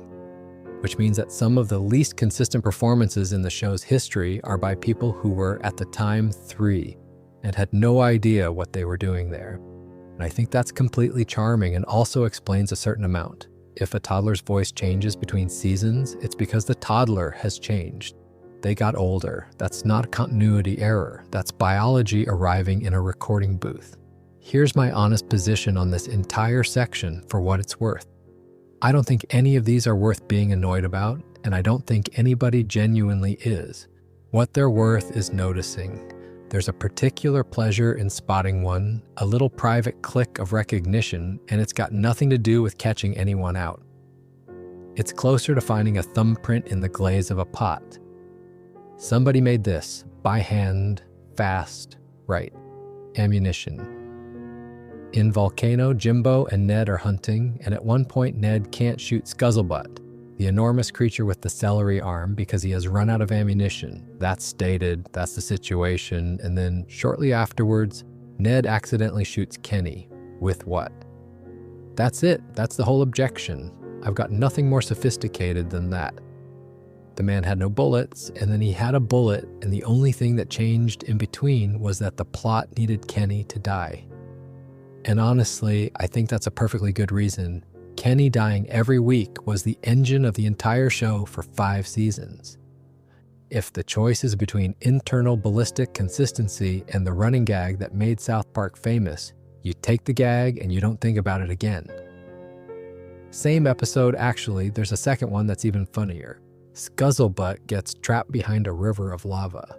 That's established as a situation. He's cut off, he can't get across, that's the peril. And then he accepts the mayor's thanks. In person.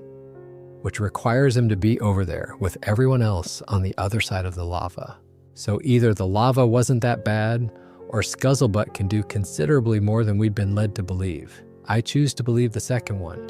He's got a celery arm and a Patrick Duffy leg, he can probably manage a river. Right? Scott Tenorman must die. If you know the show at all, you know this episode. It's the one everyone points at when they want to argue that South Park is capable of genuine cruelty. And it hinges on humiliation. Specifically, Scott shows the other kids a video of Cartman doing the piggy routine. The thing where Cartman is tricked into acting like a pig in a field. Here's the problem. Look at the angle of that video. It could only have been shot from exactly where Scott was standing when the original humiliation happened. And when we see that scene the first time, Scott has no camera. There's no camera on him, no camera anywhere, no third-party filming, nothing. So the footage exists and there is no mechanism by which it could exist. Now, defenders of this one point out that Scott is established as being several years ahead of Cartman in cunning, and there's a version where he had it planned. And sure, but the shot doesn't support it. The shot supports somebody in the writer's room realizing the video would be funnier than a description and simply putting it in. Cartman land next, which is a money problem. Cartman inherits a load of cash and buys a theme park with it.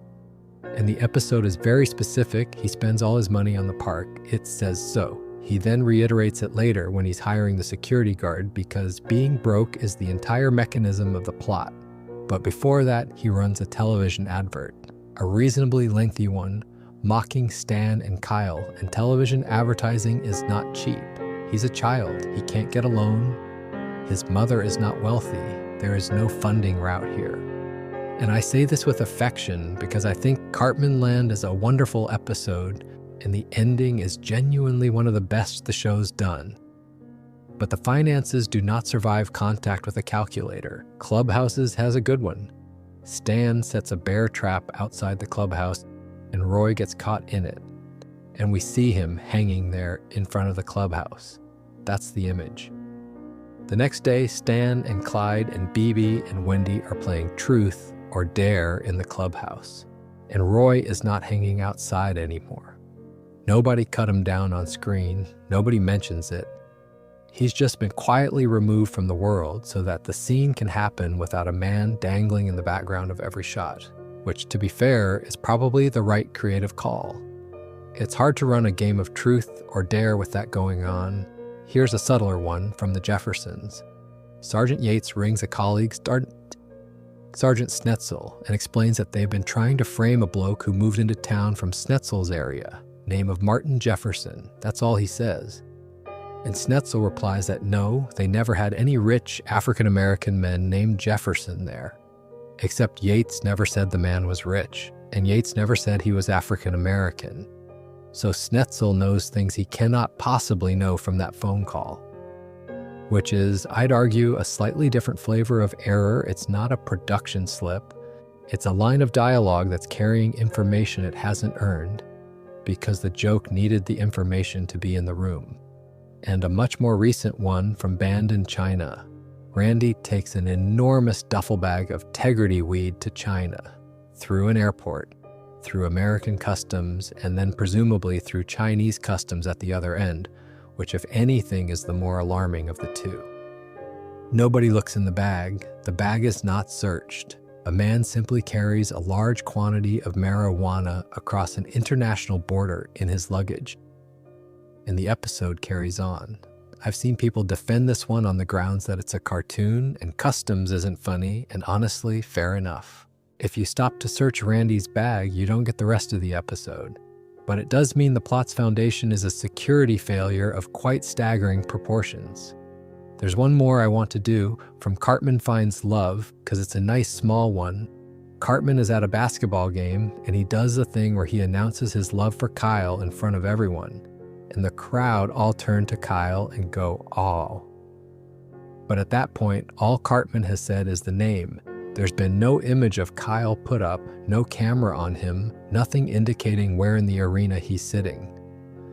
Several thousand people simultaneously locate a specific ginger child in a crowd based on nothing whatsoever.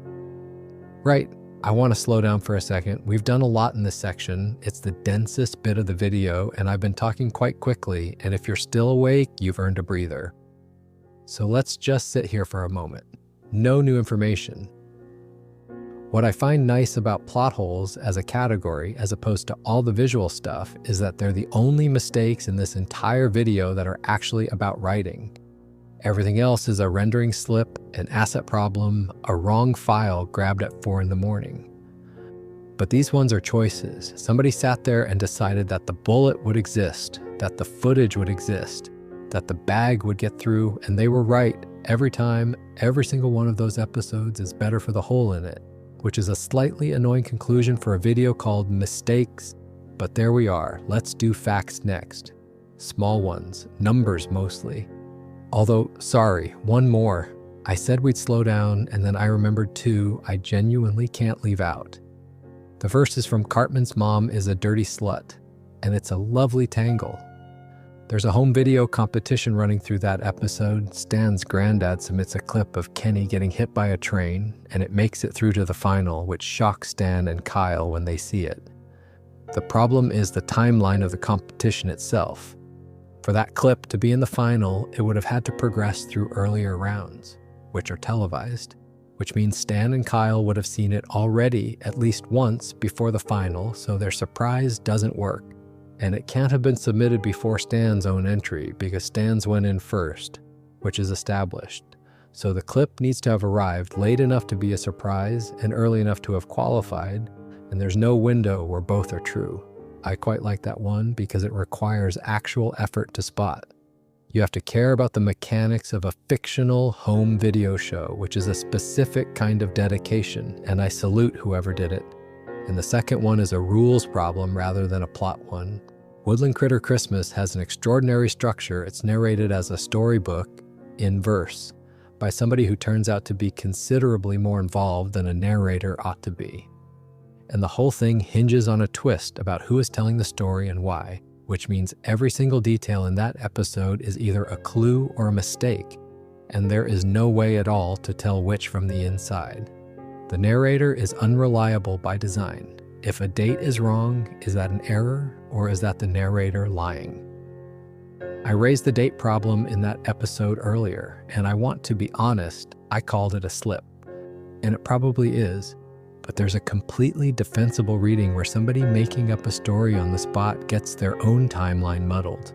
And that would be entirely in keeping with what that episode turns out to be about. I don't believe it, but I can't disprove it, and I think that's a nice place for a mistake to live. Now, here's a thought I've been having about plot holes generally, and then I promise we'll have that breather properly. There's a difference between a plot hole and a plot shortcut, and I don't think we distinguish between them enough. A plot hole is when the story requires something impossible, and the story doesn't work as a result. Those are rare, actually, properly rare. Most of what gets called a plot hole isn't one. A plot shortcut is when the story requires something impossible and the story works fine anyway, because the impossible bit is doing a job and nobody in the audience was ever going to audit it. The bullet exists because Kenny needs to die. The footage exists because the humiliation needs to be public. The bag gets through customs because the episode is about China, not about airports. Every single one of those is a shortcut. The stories all work, they work brilliantly in some cases. And I think the reason people enjoy pointing at them anyway, the reason this whole genre of content exists, the reason you're listening to me at whatever time it is, isn't really because we think the shows are broken. It's because finding one feels like being let backstage. You can see the join. You can see where the writer made a decision under pressure, and it's the only place in the finished thing where the decision is visible. Everything else has been smoothed. The hole is the one bit you can put your hand through and touch the mechanism. That's not criticism. That's the opposite of criticism, really. Right. Now we'll actually slow down. Here's a number for you, 132. That's how many episodes of The Simpsons Butters claims to have watched. In the episode, Simpsons already did it. He says he's seen all 132 of them. At the time that episode went out, there were roughly 291. So he's out by about 160, which is not a rounding error. That's more than half the show. And this one has a genuinely enjoyable argument attached to it because it's been logged as a character mistake rather than a factual one, and people disagree about whether it counts at all. The defense is that Butters is a child and not a especially sharp one, and children get numbers wrong constantly, which is fair.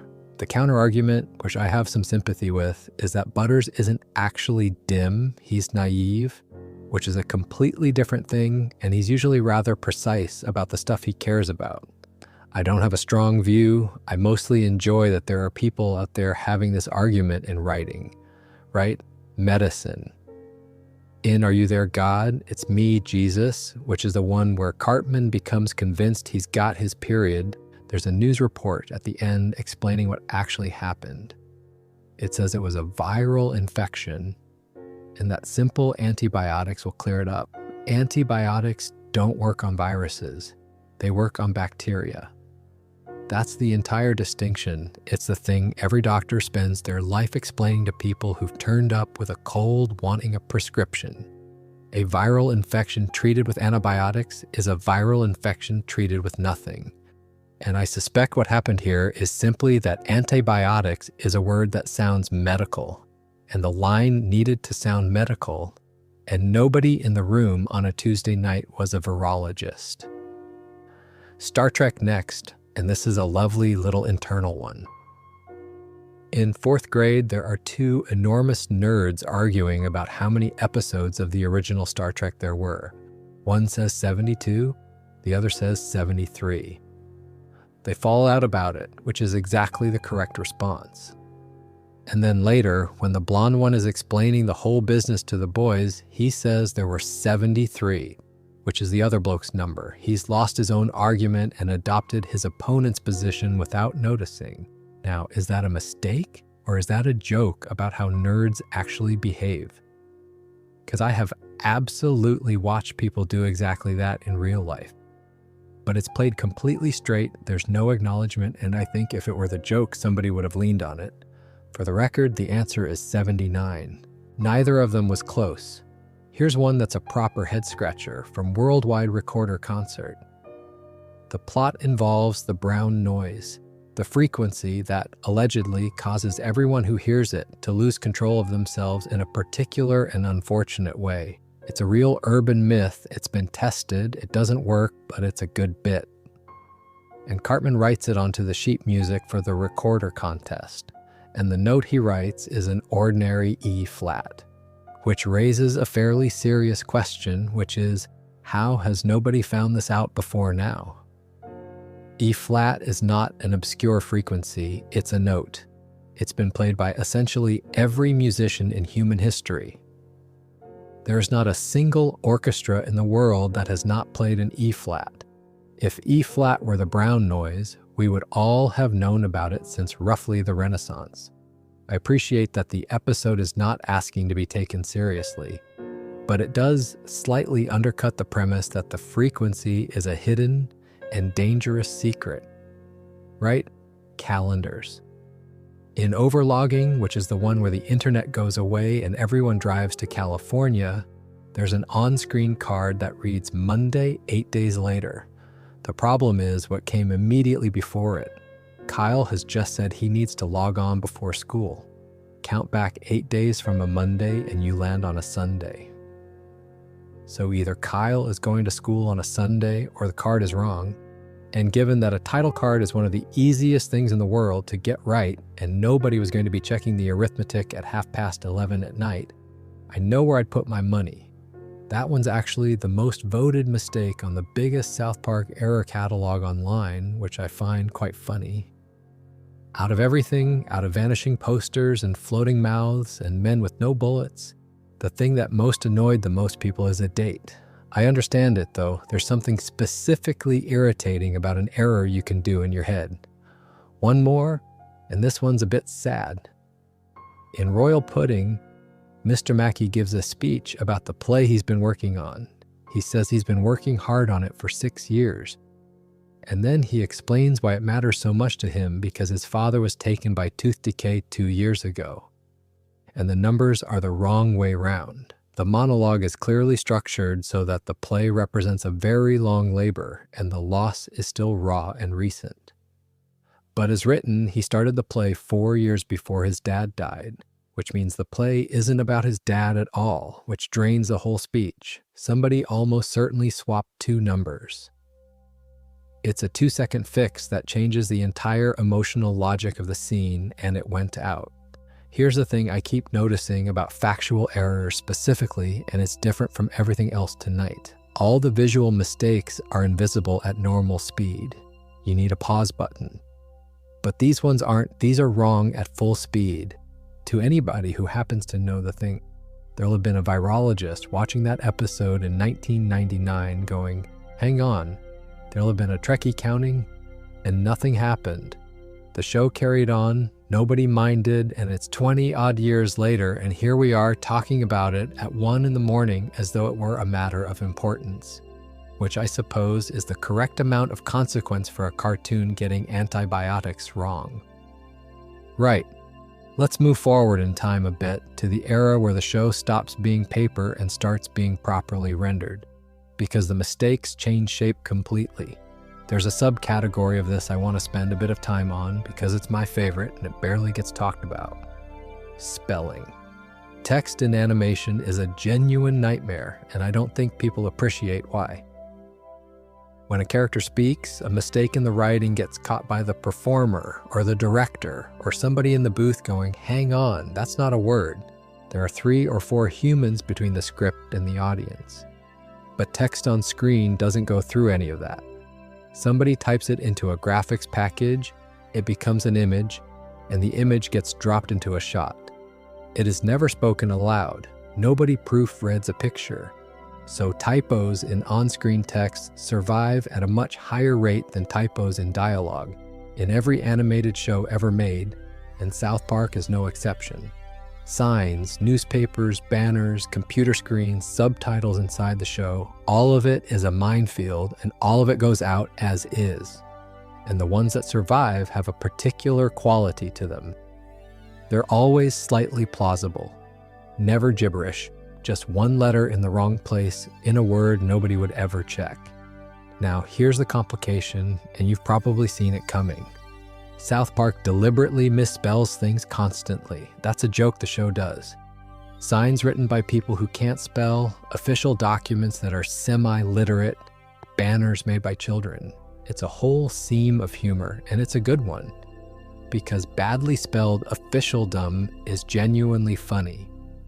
Which means, once again, we're in the fog. You see a misspelled sign in a South Park episode, and you have absolutely no way of knowing whether that's a joke about the sign maker or a mistake by the person who made the sign for real. I've spent a while looking at examples of this, and I've concluded that it is, in most cases, unresolvable. Which is quite freeing, honestly. It means I can stop trying, let me do one more numerical one, and then we'll move era. There's a running problem in the show with anything involving counted quantities in the background. Crowds, particularly. If an episode establishes that there are, say, 8 of something, there's a very good chance that a later shot will contain 6 of them, or 11. And that's a specific consequence of how background crowds get built, which we touched on before. You're placing groups, not individuals. Nobody counts a crowd. You lay it out until it looks about right, and then you move on because you got 14 more shots to do before the render starts. So counted things are unreliable in almost every animated show, and I'd argue it's the least interesting category of error because it's not really a mistake at all. It's the medium doing what the medium does. Nobody drew the wrong number of people. Nobody drew any number of people. They placed a crowd. Right, last thought on facts, and it's a slightly warmer one. I've spent this section listing things the show got wrong, and I want to balance it because South Park's hit rate on facts is actually startlingly good given the circumstances. This is a program that regularly builds entire episodes around genuinely complicated subject matter, financial instruments, intellectual property law, religious history, epidemiology, software licensing agreements, and the explanations in the main are correct. Not simplified into uselessness, correct, and often clearer than the actual news coverage of the same thing was at the time. There's an episode about the financial crisis that explains debt being sold on between institutions more comprehensively than most newspapers managed. There's an episode about the terms and conditions nobody reads that is, underneath the horror, an accurate account of what you're agreeing to. They got antibiotics wrong, fine. They also, on a schedule that shouldn't permit research at all, got an enormous amount right. And I'd rather have that than a show that never risked saying anything it might get wrong. There's a particular kind of mistake that only becomes possible once you're putting a screen inside a screen. Guitar Queer-O, 11th season. The boys are playing a plastic guitar game, which if you were around at the time, you'll remember was briefly the only thing anyone did.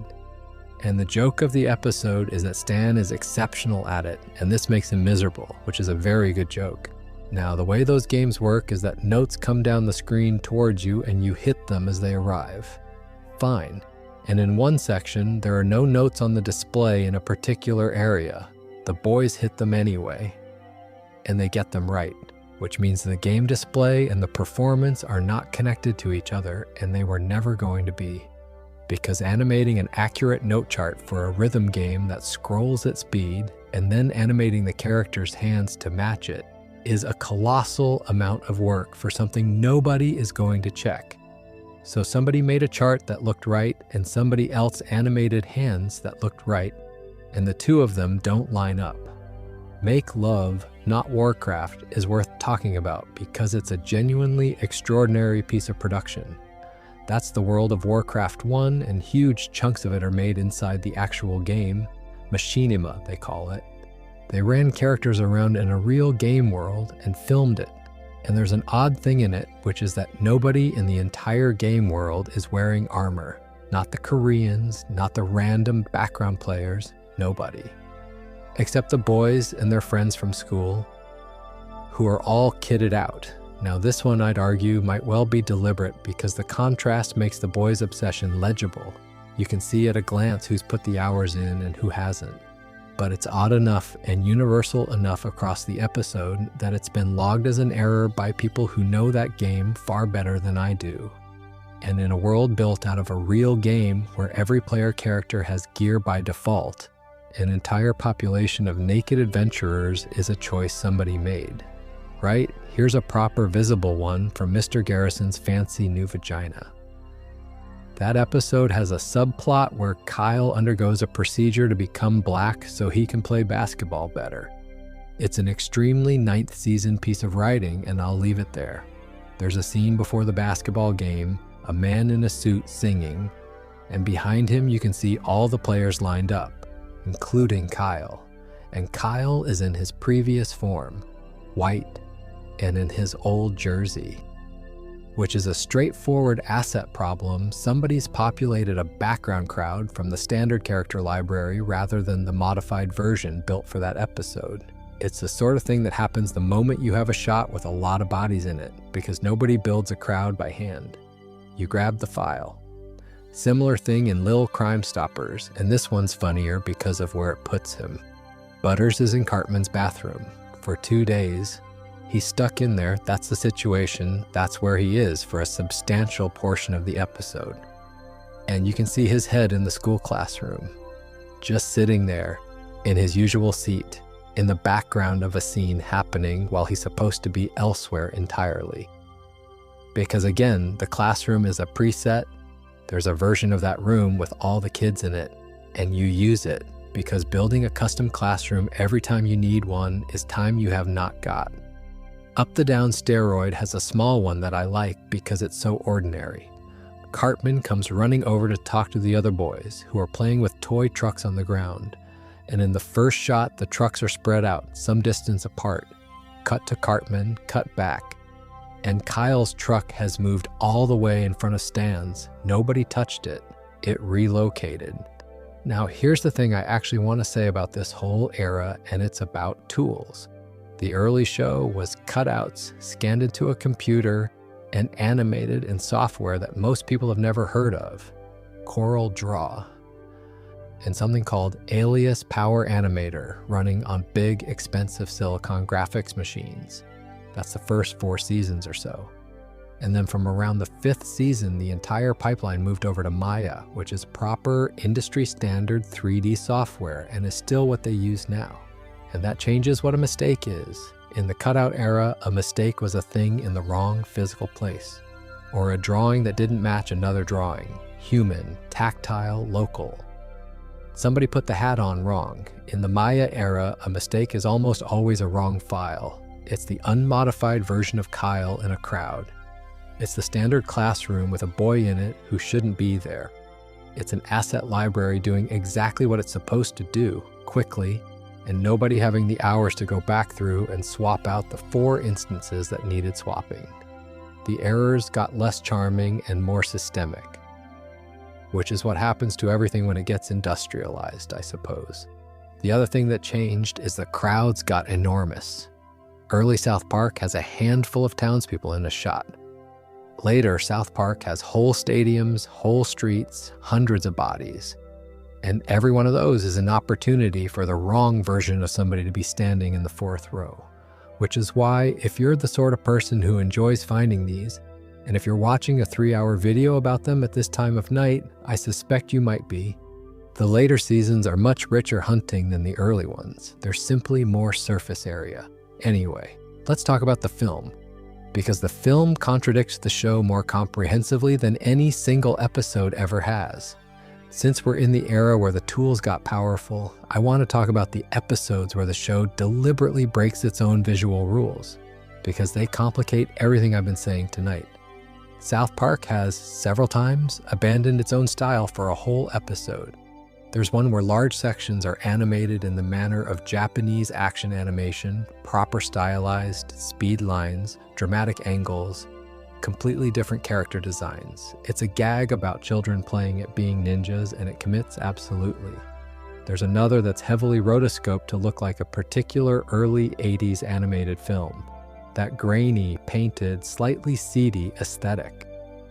Rotoscoping is where you trace over reference footage, and it produces movement that's uncannily smooth compared to everything around it. There's the one that's largely made inside a video game, which we've talked about. And there's the storybook one, which redesigns the entire world into something that looks like a children's picture book. Now, here's why that matters for our purposes. Every one of those episodes contains moments where the animation looks wrong compared to normal South Park. That's the point of them. And in every one of those episodes, there are also presumably genuine errors because they're being made in unfamiliar techniques at speed by people who had 6 days to learn a new visual language and execute it. And there is no way from the outside to separate the two. If a rotoscope sequence has a frame where something jumps oddly, is that a rotoscoping artifact they kept because it looked right, or a mistake they didn't have time to fix? If an anime-style character is off-model, is that a joke about how off-model those cartoons sometimes are? Or is it off-model? I love that this show has managed to make itself unfalsifiable. Not on purpose, I don't think.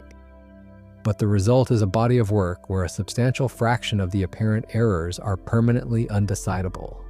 Right, back to the ordinary digital era, and a general observation about crowds that I think is the most useful thing in this section. Watch the fourth row. If you ever want to find these yourself, and this is genuinely the technique, don't watch the main characters. The main characters are checked. They're the ones somebody looks at.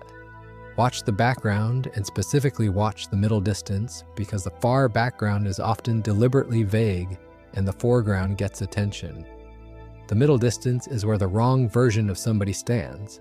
That's where you'll find the character who's supposed to be somewhere else, or wearing something else, or dead. It's where the classroom preset gives away that it's a preset. It's where the crowd assembled from the library reveals that it was assembled from the library. And once you start doing that, you can't stop, which I'd apologize for, except that you've chosen to listen to a 3-hour video about this, so I assume it's what you wanted. There's one more consequence of the modern pipeline that I think is worth mentioning, and it's a slightly sad one. The errors have got less funny. The early mistakes had personality. A hat through a roof, a hand in shot, 2 left arms, a still fire. Those are all human, tactile, almost affectionate. You can picture the person who made them and the object they were holding. The modern ones are database problems. Wrong version of a character in a crowd. Preset used in the wrong context. Asset not swapped. There's nobody in them, which is what happens to everything as it industrializes, I suppose. The mistakes get more efficient too. I do miss the hat, though. One last thing about the modern era, and it's about scale. The town has got bigger. Early South Park has a handful of named adults and a school with about 8 children in it. It's tiny. You could draw a map of the whole place on a napkin, and half the reason it works is that it feels claustrophobic. Everyone knows everyone. Everything is everybody's business. Modern South Park has hundreds of established residents, named ones with faces you recognize and histories attached. There are recurring background characters who have appeared in more episodes than some main characters did in the first 5 seasons. And every one of those is an asset that has to be maintained, versioned, and correctly deployed. If a character has changed jobs or moved house or acquired a distinguishing feature, that has to propagate through the library. And nobody has the hours to propagate anything because the hours are all being spent on the episode that's due on Wednesday. So the error surface expands roughly in proportion to the size of the cast, which has been expanding for 30 years. Which means, and I find this rather satisfying as a conclusion, the show almost certainly makes more mistakes now than it did when it was made of paper. Not because anyone got worse, because there's more to get wrong in the same amount of time to get it right in. That's not decline, that's arithmetic. And it's the thing I'd say to anybody who wants to argue that the old episodes were better made. They weren't better made. They were smaller. A small thing made carelessly looks tidier than a large thing made carefully every time, and the first season had an enormous advantage in that it barely contained anything. Right, let's leave the machinery for a bit. The single biggest contradiction in the whole franchise is the premise of the film. South Park, bigger, longer, and uncut, came out in 1999, and the entire plot is built on one idea. The boys go and see a Terrence and Phillip film, and they come out swearing. That's the inciting incident. That's what causes the moral panic and the war with Canada and everything that follows. The corruption of innocent children by rude cinema. Except they'd been swearing constantly for 3 seasons. Not occasionally, constantly. Cartman's entire vocabulary was already a problem. The show had, at that point, already built a fair chunk of its reputation on 8-year-olds using language that made people write letters to broadcasters. There is no version of the South Park that existed in 1999 in which those 4 children needed a film to teach them to swear. And I want to be clear, this isn't a subtle inconsistency you'd need a spreadsheet to spot. It's the load-bearing premise of a feature film directly contradicting the 3 years of television that made the film possible. There's more though. By the end of an early episode called Ike's Wee Wee, Kyle has come round to thinking of Ike as his actual brother. That's the arc of that episode. Ike's adopted, Kyle struggles with it, Kyle gets there. Resolved. In the film, Kyle's back to not accepting him. It's reset. And Sheila, Kyle's mom, gets pushed a very long way in the film. In the show, she's an overbearing moral guardian, which is a recognizable and quite funny type, the parent who writes to the network. In the film, she wants to destroy an entire country over a television program. That's not an escalation of the character, that's a different character wearing her coat. Now, here's the get out, and I think it's a legitimate one. The film is widely treated as non-canon. Not officially declared so exactly, but understood. It exists off to one side. Nothing in it carries forward, nothing in the show acknowledges it, and the show has never once asked you to reconcile the two. Which means the contradictions aren't really errors so much as evidence that it was never trying to be part of the same continuity in the first place. And you can see why. A film has to work for people who've never seen the show. It needs a premise you can explain in one sentence to somebody who wandered into the cinema. Kids see rude film, kids get rude, chaos, that's a poster. Whereas the honest version, kids who were already rude get slightly ruder, is not a film. So they took the version that worked and they accepted the cost, which, if you've been listening to me for the last hour or so, will sound extremely familiar. It's the same trade the show makes every single week, just at a much larger scale and with considerably more money at stake. Since we're here, some numbers about the film, because they're genuinely good. It was made for about $21 million and took somewhere north of $80 million worldwide. That's a very healthy result for an animated musical about children swearing. It went into the Guinness Book of Records for most swearing in an animated film, which is exactly the sort of achievement that tells you the record was set on purpose. And it got an Oscar nomination for Best Original Song, Blame Canada, which Parker wrote with Mark Shaman and which then had to be performed at the Academy Awards, which remains one of the strangest things ever to happen at that ceremony. I do think there's something quite funny about the fact that the most decorated thing South Park has ever produced is also the thing that contradicts the show most severely. The bit that's not really canon is the bit that got nominated. One more observation and then we'll move on. The film is a musical, a proper one, with structure, with reprises, with a genuine understanding of how musical theater works. And it's very good at it. That's not a joke. It's a legitimately well-built score. And that's the thing about Parker and Stone that I think gets underrated. They get talked about as the people who make the crude cartoon, and the crudeness is real, but underneath it there's an almost obsessive craft. The same pair went off and built a musical for the stage a decade or so later, and it won about 9 awards. So when things go wrong in South Park, when the poster changes, when the surname drifts, when the premise of the film doesn't match the show, It's almost never because nobody cared. It's because there wasn't time, and they picked the thing that worked. I keep arriving at that conclusion, and I keep being a bit surprised by it, honestly. I expected to spend 3 hours pointing and laughing, and instead, I've spent most of it quietly impressed. Right, let's talk about the time the show went back and fixed some of this, because that's a stranger story than you'd think, and it raises a question I don't have a good answer to. I do want to spend another minute on the Oscars thing because it's genuinely one of my favorite pieces of television history, and it belongs in a video about mistakes for reasons that will become clear. So the song gets nominated, Blame Canada, and a nominated song has to be performed at the ceremony, which means somebody at the Academy has to work out how you stage a musical number live on the most formal night in the entertainment calendar when the lyrics are what they are. And the solution they arrived at was Robin Williams, an orchestra, dancers, and a certain amount of strategic covering up at key moments. And it worked mostly. It's a joyful few minutes of television, and you can watch the room deciding in real time whether it's allowed to enjoy it. But there's a detail I love, which is that Parker and Stone turned up to the ceremony in dresses. Not a subtle statement, not a small gesture, full evening gowns on the red carpet, apparently partly inspired by what somebody else had worn to a previous ceremony. Which is, when you think about it, the same instinct we talked about with the paper and the barking film stars. Take the prestigious thing and refuse to treat it prestigiously. And the reason I raise it in a section about continuity errors is this. That entire evening happened because of a film whose central premise contradicts the television program it came from.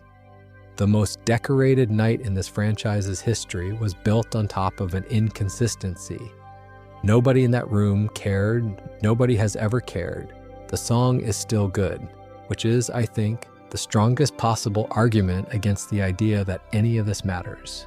There's another thing worth saying about the film, and it's about what it proved.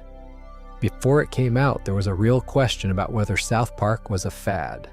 It had exploded very fast in the late 90s, to the point where the network's subscriber base went up enormously on the back of it. And things that explode that fast usually go away. The film not working would have answered that question badly. Instead, it made about 4 times its budget, got taken seriously as a piece of musical construction, and demonstrated that the 2 people making it could build something with actual architecture, which is presumably a reasonable part of why they were still doing this a decade later, and why a stage musical happened after that. So the film is simultaneously the biggest continuity breach in the franchise, and the thing that secured the franchise's future, both at once. I keep finding that pattern tonight, and I keep being slightly delighted by it. One last note, and it's about canon generally, because I think the word does a lot of unhelpful work. We talk about canon as though every long-running story has a single official version, and things either are or aren't part of it. And with some franchises that's true, because somebody sat down and decided. South Park has never done that.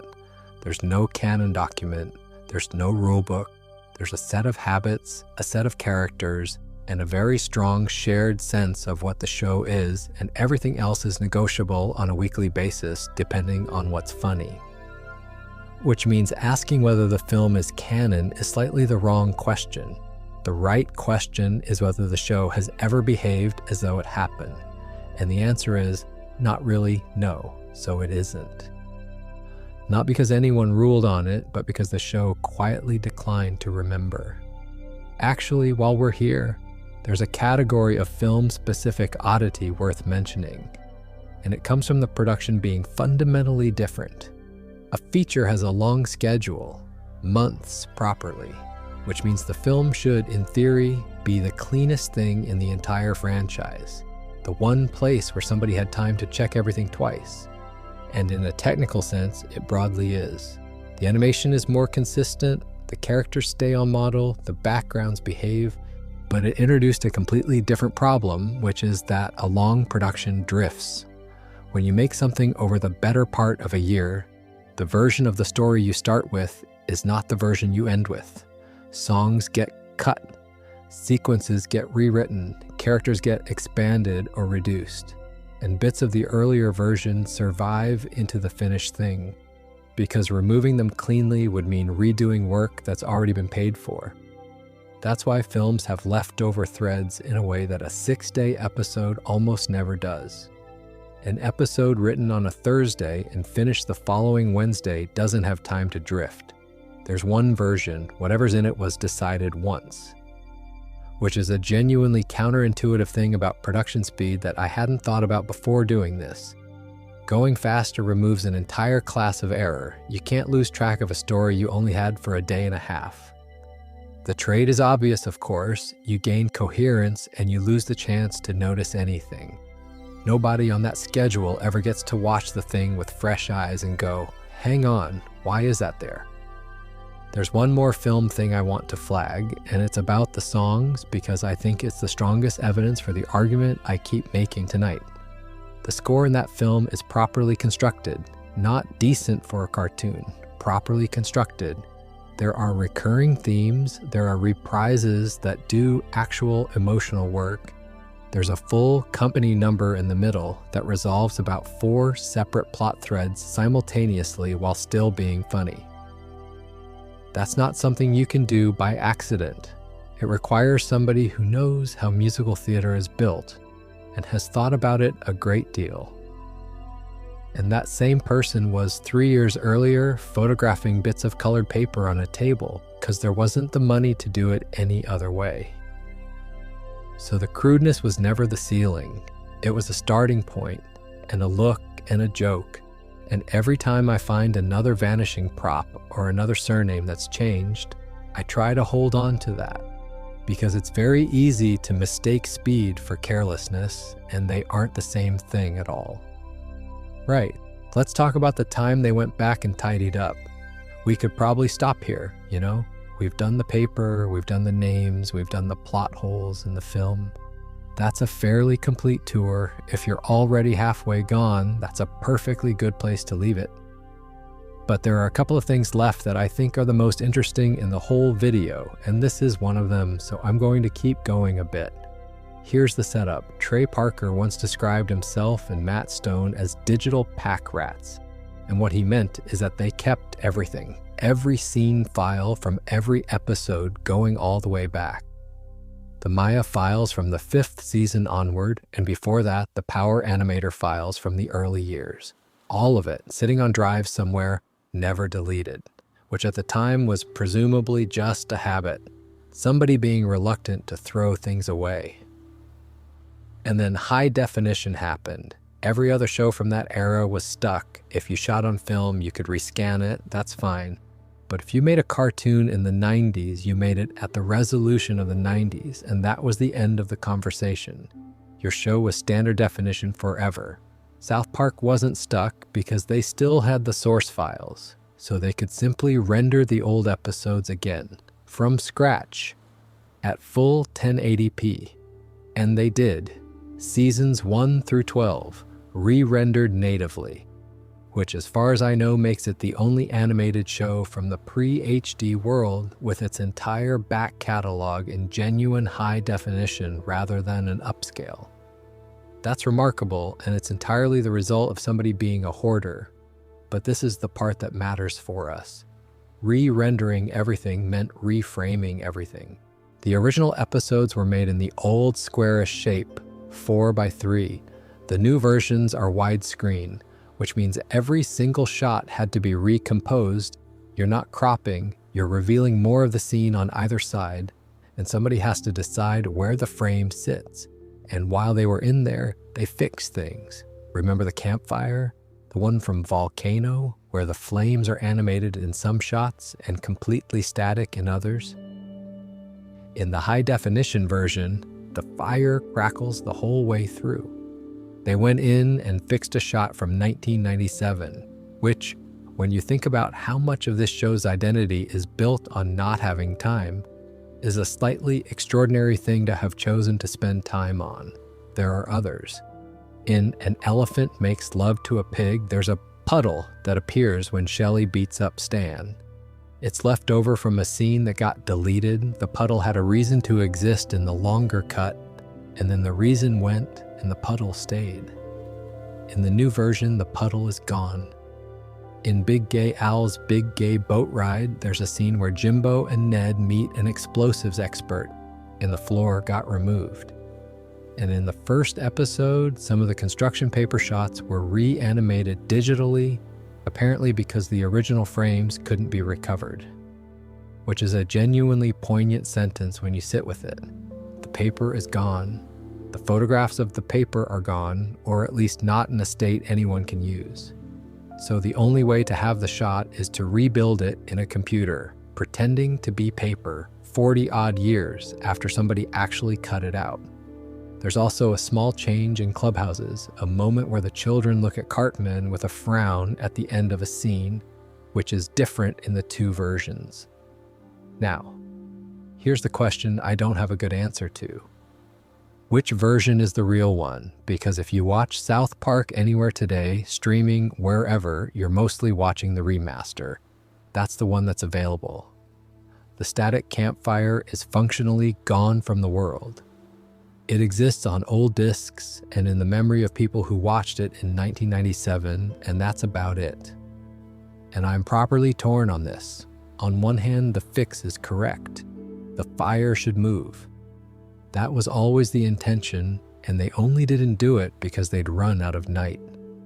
On the other hand, that still fire was evidence. It was the visible mark of a specific constraint at a specific moment, on a specific group of people making something impossible on a deadline. Fixing it makes the episode better and makes the history less legible. And I don't think there's a right answer there. I think both versions are true, and the fact that you can only easily watch one of them is just what happens to old things. There's a broader version of this that applies to loads of old television, by the way, and it's usually much worse. Plenty of shows have been reframed to widescreen by simply cropping the top and bottom off, which chops the composition to bits and cuts visual jokes out of the background entirely. That's happened to some very famous cartoons, and people are still cross about it. South Park mostly avoided that because they weren't cropping, they were re-rendering. There was more scene there to reveal. One more bit of context before we move on. The show went native high definition in production from the 13th season in 2009. So there's a clean line, everything from then on was made in the modern shape, and everything before it was retrofitted. Which means if you're watching very early South Park and it looks a bit too clean, a bit too crisp for what you remember, you're not imagining it.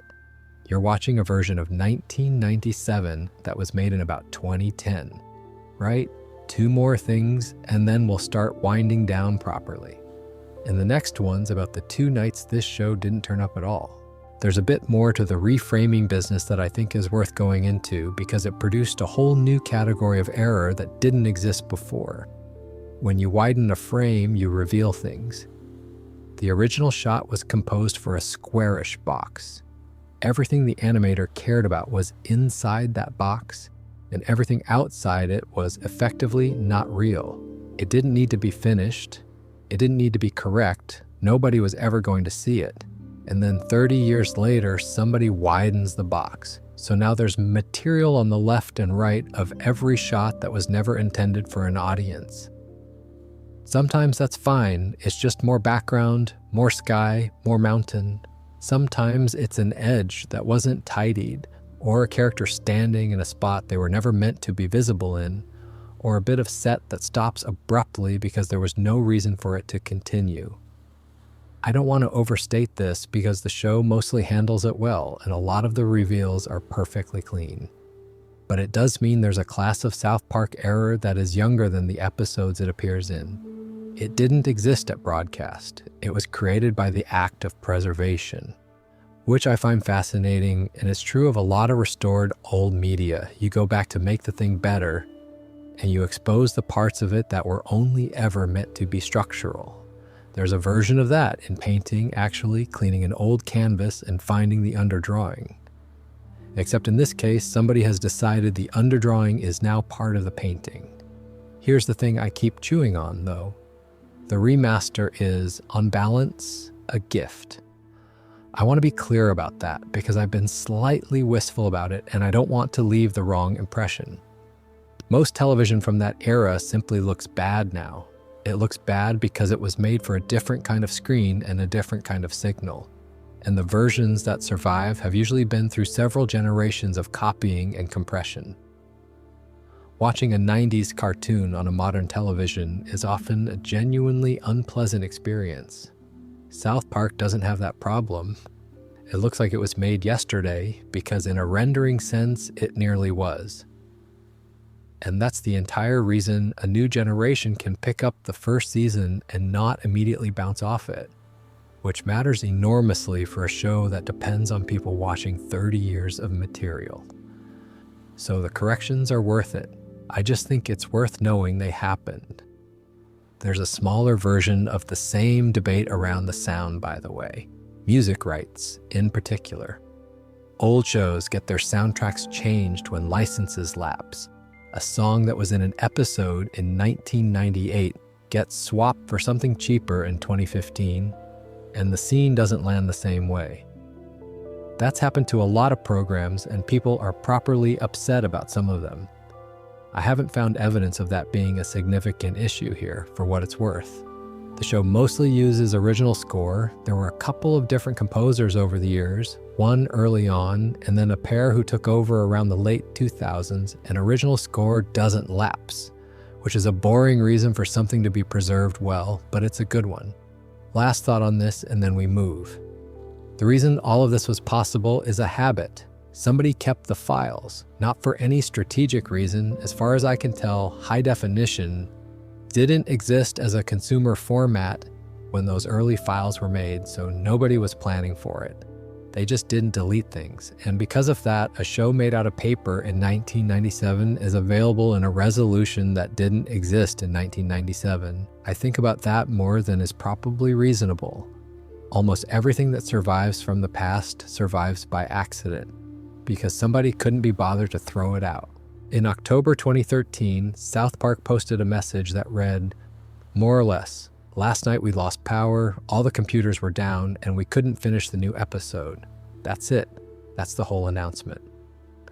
The episode was called Goth Kids 3: Dawn of the Posers. It was supposed to go out on the Wednesday. And on the Tuesday night, South Park Studios lost electricity, everything shut off, and the machines that were in the middle of rendering an episode due in under 24 hours simply stopped. There was no contingency. There couldn't be. When your entire production model is that the episode is finished the day it airs, there is no finished episode sitting on a shelf. There's no bank, there's nothing to fall back on, because falling back on things is the one thing the system is specifically designed not to need. So Comedy Central put on a repeat instead. And the repeat they chose was Scott Tenorman Must Die, which is a lovely bit of programming. If you have to apologize to an audience, do it with the cruelest episode you own. Parker said something about it afterwards that I keep thinking about. He said it was rubbish to miss an air date, but that after all these years of tempting fate by delivering the show at the last minute, he supposed it was bound to happen. Bound to happen. 16 years. 16 years of doing it that way. Every week the show was in production, and the first time it broke was because of a power cut. Not because they ran out of ideas, not because somebody got ill, not because the schedule finally caught them, because the electricity went off. I find that genuinely astonishing. The system that everybody would tell you cannot possibly work had a perfect record until it was defeated by a thing that would defeat any system. Then, 12 years later, it happened again. And this time, it was them. September 2025. Episode 5 of the 27th season was due on the Wednesday, and it got pushed back a week. And the statement Parker and Stone put out was, I think, about as good as a statement of that kind can be. Apparently, when you do everything at the last minute, sometimes you don't get it done. This one's on us. We didn't get it done in time. Thanks to the network and to the fans for being so understanding. That's it. No excuse, no elaborate explanation, no vague language about production adjustments. Just, yes, we do it this way on purpose, and this week the way we do it didn't work. I love that. There's no attempt to make it anyone else's fault, and there's no defensiveness about the method either. They're not saying we'll change how we work. They're saying this is the deal. This is what the deal occasionally costs. And what strikes me looking at those two events together is how few of them there are. 2. In nearly 3 decades, I want to put that next to something because I think it's the right comparison. Roughly 70 people, working weeks that would be illegal in a lot of places, assembling a 22-minute animated episode in 6 days, and doing that in 7-week production blocks rather than the long, steady run that everyone else uses. And in all that time, across all those weeks, the episode showed up on the night every single time except twice. That's not a show with a discipline problem.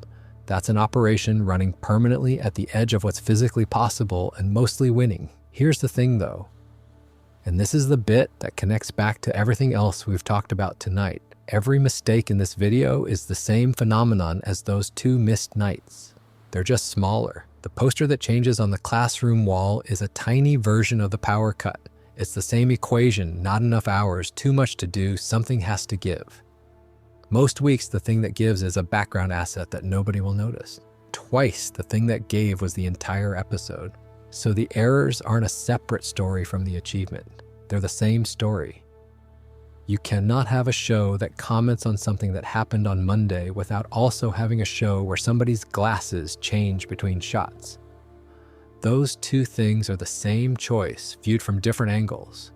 If you gave them 10 months per episode, the mistakes would mostly vanish. So would the reason anyone watches. There's a small extra detail from that 2025 delay that I like. A new episode also hadn't aired the week before because of a change to the release schedule. So there was a bit of a gap either side of it, and a certain amount of speculation online about what was going on, and the answer turned out to be the least dramatic thing imaginable. They just didn't finish it.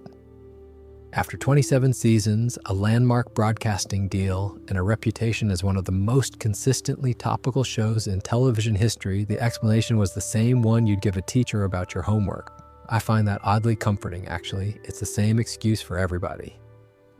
Right, one more section, and then I'll let you go. And this last one is about the mistakes that might not be mistakes at all. There's a third disruption I should mention, though it's a different animal entirely because it wasn't the schedule failing. It was the world.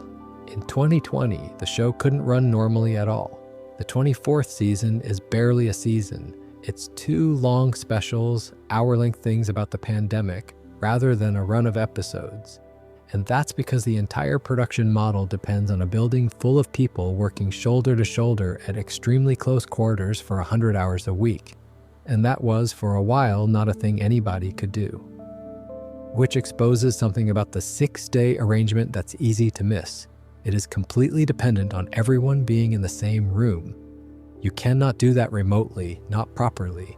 The whole thing runs on somebody being able to lean over and say the shot's wrong, on a script change at 2 in the morning reaching 30 people instantly, on a producer physically carrying a finished episode across a city. Take away the room and the model doesn't slow down, it stops. So they did something else instead.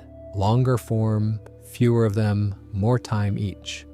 And what's interesting is that the show survived that change perfectly well. Those specials are decent, which raises the slightly awkward question of whether the 6-day thing is necessary at all or whether it's now partly a tradition. I suspect it's both. I suspect it started as a necessity and became an identity. And identities are much harder to give up than necessities. After that, incidentally, the show's shape changed a fair bit. There's been a run of feature-length specials made for streaming, a whole string of them across the last few years, covering everything from the aftermath of the pandemic to streaming platforms themselves to fairly pointed satire about the entertainment industry. And the seasons on television got shorter, 6 episodes at a time in places, which means the modern South Park is running 2 production models at once, the frantic weekly one and a slower one for the long-form pieces. And I'd be curious to know whether the error rate differs between them. My instinct says it must. But I haven't found anybody who's counted, and I'm not going to be the one to do it because I have to sleep at some point as well. Let me come back to those 2 missed nights though, because there's one more thing about them. Both times the response was the same. No spin, a short factual statement, an apology, a new date, And I think that's connected to why people forgive this show things they wouldn't forgive elsewhere.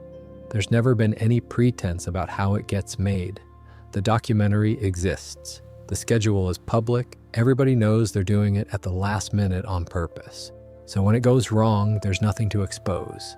The method was never hidden. Compare that with a production that presents itself as immaculate and then has a bad week. That's a story. Because there's a gap between the image and the reality. Here, there's no gap. The image is a man driving an unfinished episode across town at speed, and the reality is exactly that, which means that every single error in this video, from the disappearing poster to the missed broadcast, is in some sense pre-forgiven. They told us. They've been telling us since 1999. I don't think that excuses anything exactly, but it does explain why I've spent 3 hours cataloging failures and haven't once felt like I was complaining. One more thing about that first power cut, because there's a detail in it that I think is quietly lovely. When the studio lost electricity, the episode that was lost wasn't lost forever. It went out the following week instead, same episode, finished on the air 7 days later. Which means the entire consequence of the most famous production failure in the show's history was a repeat and a week's delay. That's it. Nothing was scrapped, nobody was replaced. The thing that seemed like a catastrophe was, in practical terms, a small scheduling inconvenience. And I mention it because I think we have a slightly warped idea of what failure looks like in creative work. The mythology says a missed deadline is a disaster, a career event, a thing people talk about. In reality, the show came back the next week and nobody's watched a single episode of South Park differently since. Same with the second one, a week's delay, a short statement, and then it carried on. There's something reassuring in that if you make anything at all, I think. The consequences of the thing not being ready are, in the overwhelming majority of cases, dramatically smaller than the feeling of it not being ready. Here's a related thought about the schedule that I keep turning over. The reason this show can survive its own mistakes is that it has never been in the business of looking flawless. If you build your identity on precision, every error is an attack on the identity. It costs you something real. There are productions where a continuity slip becomes a genuine problem because the whole proposition was that this is a beautifully made thing and you can trust every frame of it. South Park's proposition was never that. It was, this will be funny and it will be about right now and it will look like it was made by idiots in a shed. Under that proposition, an error costs nothing. It's within tolerance. It might even be on brand. Which is, when you think about it, an extraordinarily robust way to design a television program. They removed the thing that could hurt them by declining to promise it in the first place. I don't know whether that was strategy or instinct. My guess is instinct, and then 30 years of it working.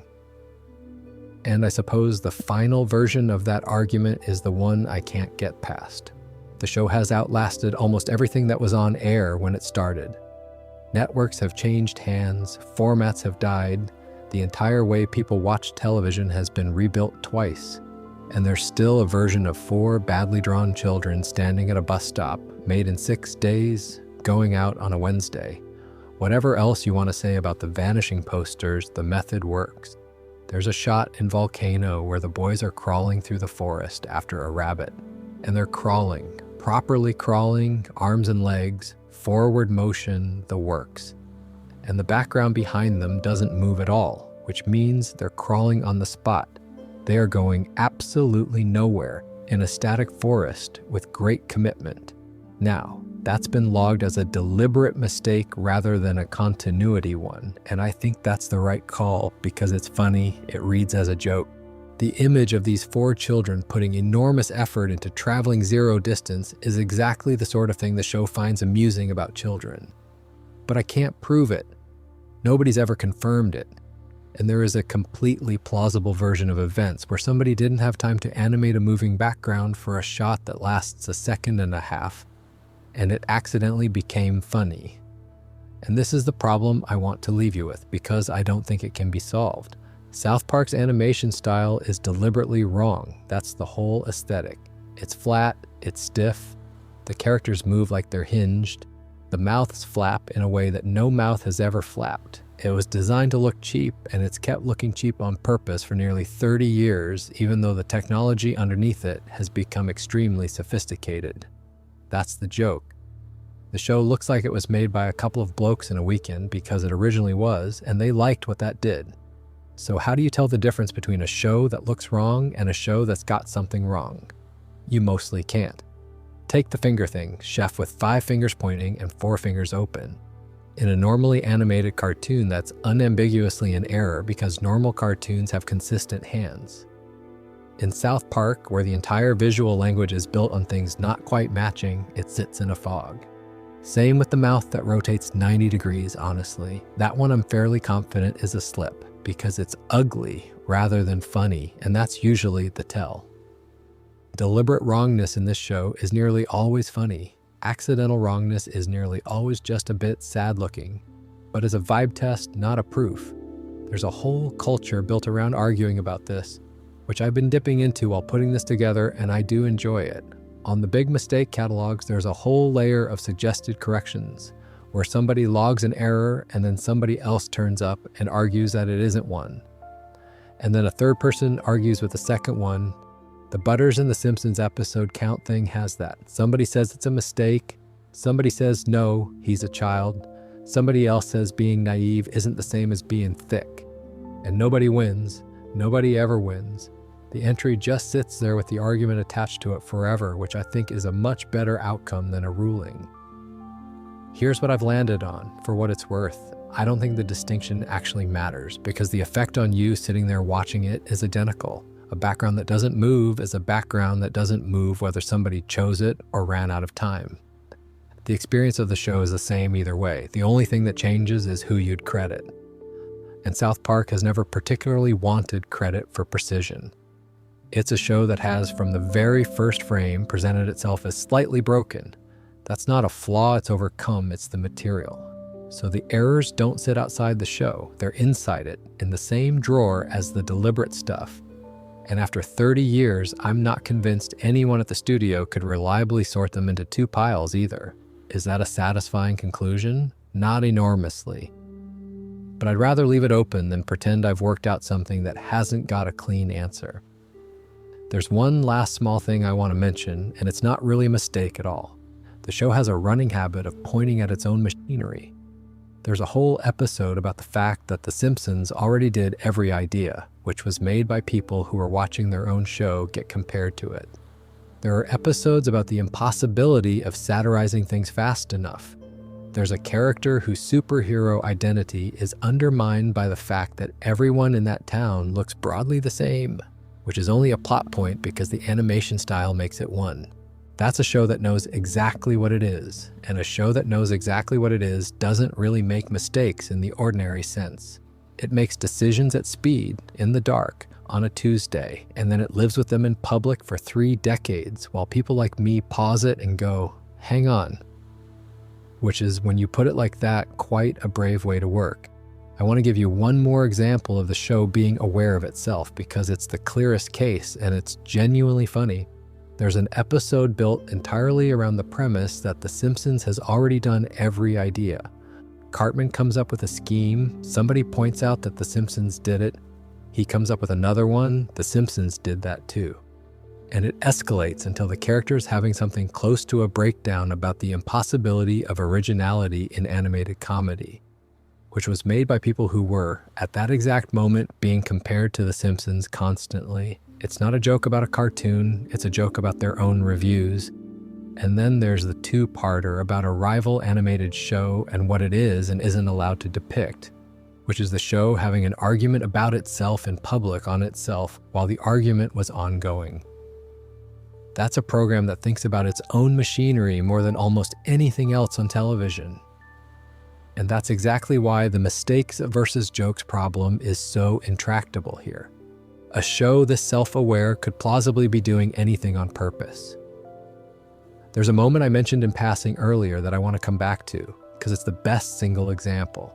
In the Coon storyline, a masked character reveals his identity in front of a crowd. It's a big, dramatic beat. It's been built too. And the audience, us watching, cannot tell who it is. Because every fourth grade boy in this show has essentially the same face. That's the design. Round head, dot eyes, differentiated almost entirely by hat and coat. Take the hat off and put a mask on, and the reveal reveals nothing. The crowd in the scene doesn't say the name, the character doesn't speak afterwards, so the moment lands as an anticlimax. Deliberately, and the anticlimax is only possible because of limitation in the art style that has been there since the first episode. That's the show turning a constraint into a joke, 20-odd years after the constraint was established. And I think it's about as good an illustration as you'll get of why I've spent tonight refusing to be confident about anything. Because if they can do that, they can do the still background in the forest. Maybe. Right, here's where I've actually ended up on all of this, and it's a bit less tidy than I'd like. I set out expecting to be able to sort everything into two piles. Mistakes on one side, jokes on the other. And what I've found is that the pile in the middle is by far the biggest, and that the show is structurally designed to make that middle pile grow. You've got an art style built on looking wrong. You've got a schedule that makes real errors inevitable. You've got a writing room that will absolutely put in a deliberate absurdity for no reason and never mention it again. And you've got no continuity department, no Bible, no ruling authority, and two people who have never once shown any interest in explaining themselves. Under those conditions, ambiguity isn't a failure of my research. It's the actual state of the world. So when somebody makes a video called South Park Mistakes, and I've now made one, so I'm including myself here, what they've really made is a list of things that look odd, sorted by how confident anybody feels about them. Which is fine. That's a perfectly nice thing to have made. I just don't want to pretend it's more forensic than it is. And honestly, I think the show would prefer it this way. There's something quite fitting about a program this committed to being difficult, leaving behind a body of work that can't be fully audited. Good for them. Before I let this one go, there's a final species of not quite mistake I want to describe, and it's the one that's hardest to talk about. The show sometimes leaves things in that a tidier production would remove on purpose because removing them would make the thing worse. I'll give you the clearest example I can think of without going near anything too heavy. There are moments in South Park where a joke goes on for far, far too long. Deliberately, past the point of being funny into being uncomfortable, and then out the other side into being funny again for a completely different reason. Somebody saying the same word 40 times. A sequence that repeats until you start to feel a bit strange about it. By any normal standard of editing, that's an error. It's bad pacing. An editor on almost any other show would cut it, and they'd be right to, and the episode would be worse. And that's a thing this show has always understood better than most. That the correct version and the good version are frequently not the same version, which is why I've been so cautious tonight about calling things mistakes with any confidence. Because if a program is willing to leave a joke running for 90 seconds past its natural end because the discomfort is the point, then that program has a very unusual relationship with the idea of things being wrong. Wrongness is a tool there. It's not a failure state. And once wrongness is a tool, an actual accident becomes camouflaged. It's hiding in a forest of intentional wrongness.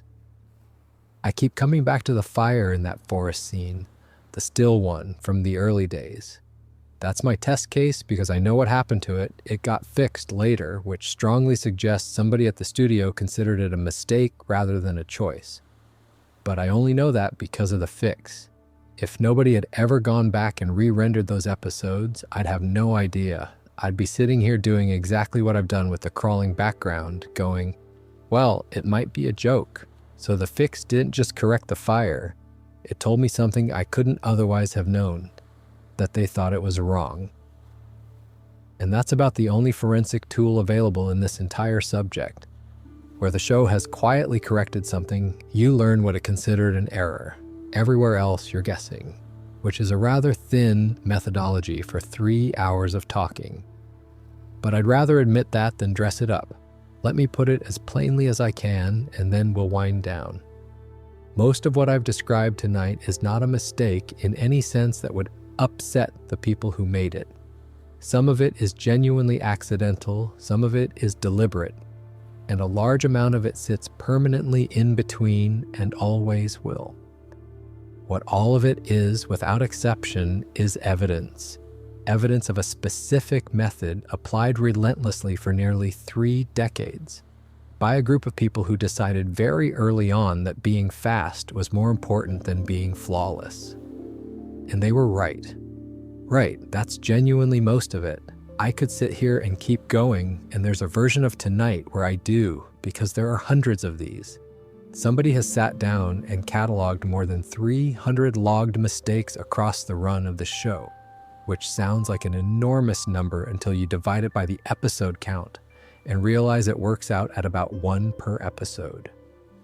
For a program made in 6 days, by people who were, in several documented cases, still writing it at 7 in the morning. 1 mistake an episode, I'd take that. But before we finish, one small thing I keep coming back to. When I started looking into all this, I assumed I'd end up with a list, vanishing props, wrong names, the usual. And I did get that. Obviously, that's most of what we've just done. But somewhere around the halfway point, it stopped feeling like a list of errors and started feeling like a set of measurements. Because that's what they are. Every one of them measures the exact distance between what somebody wanted to make and what they had time to make. The poster on the wall is a measurement. The rack on the boat is a measurement. Butters getting a year younger is a measurement, and the number they all point to is the same number. 6 days. You can see the whole production model in a picture frame that disappears off a wall. That's what I didn't expect. There's a thing I noticed near the end too, which is that I stopped wanting them to be fixed. I mentioned the campfire earlier, the one they went back and corrected, so the flames move properly now. And it's better. Objectively, it's better. But I do slightly miss the version where it didn't, because that version told you something the corrected one doesn't. You lose a bit of the story every time you tidy something up. That's true of most things, I think, not just cartoons. Anyway, I've been talking for a long time and you've been very patient. And if you're still with me at this point, then you're either a proper enthusiast or you've had a very difficult night. And either way, I hope this has been decent company. There'll be more of these. I've got a whole thing brewing about the town itself, the geography, the buildings that move, the places that only exist when an episode needs them. That one's going to be fun, but that's for another night.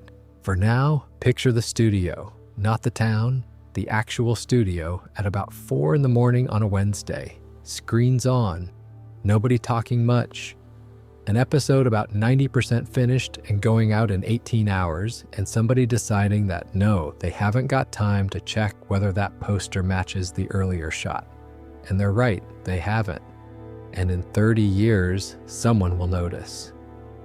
Good night, sleep well. Sorry, one more thing, and then I really will stop. Somebody asked me once why I like this sort of video, and I gave a rubbish answer at the time. So here's the better one, now that I've had a few hours to think about it out loud. It's because everything we watch arrives finished. That's the deal with media. You get the completed thing, you don't see the arguments, or the version that didn't work, or the 4 in the morning, or the person who nearly quit in week 3. It's all been sanded off by the time it reaches you, deliberately, because that's what professionalism looks like. And mistakes are the only bit of that process that gets through. They're an accident of transmission. Nobody chose to show you the seam. It's the one part of the finished object that still has the making attached to it. So a poster changing on a wall isn't a failure. It's a small hole in the surface where you can see somebody working. And once you start seeing them that way, this whole genre stops being about catching anybody out. It becomes something closer to affection, which is not where I expected to land when I started writing this, and I'm quite pleased about it. Anyway, that's enough from me. Thank you for staying up with me if you did. Thank you for falling asleep somewhere around the 2nd hour if that's what happened, because that's genuinely the better outcome and I won't be offended. I hope your night is a soft one. Right. Last thing, honestly, this time, if you do go back and watch some of these episodes tomorrow, and I suspect a few of you will because that's what happens after one of these, I gently suggest not looking for the mistakes. I know, I've just spent 3 hours doing exactly that. But there's a version of this where I've ruined something for you, and I'd rather I hadn't. Watch it normally. Let it go past at the speed it was made to go past at. The poster changes and you don't notice, and the glasses change and you don't notice. And that's how it was designed to be received. Once, fast, laughing or not laughing, and then gone. The mistakes will still be there if you want them. They've been there for 30 years and they're not going anywhere. Sleep well. See you next time.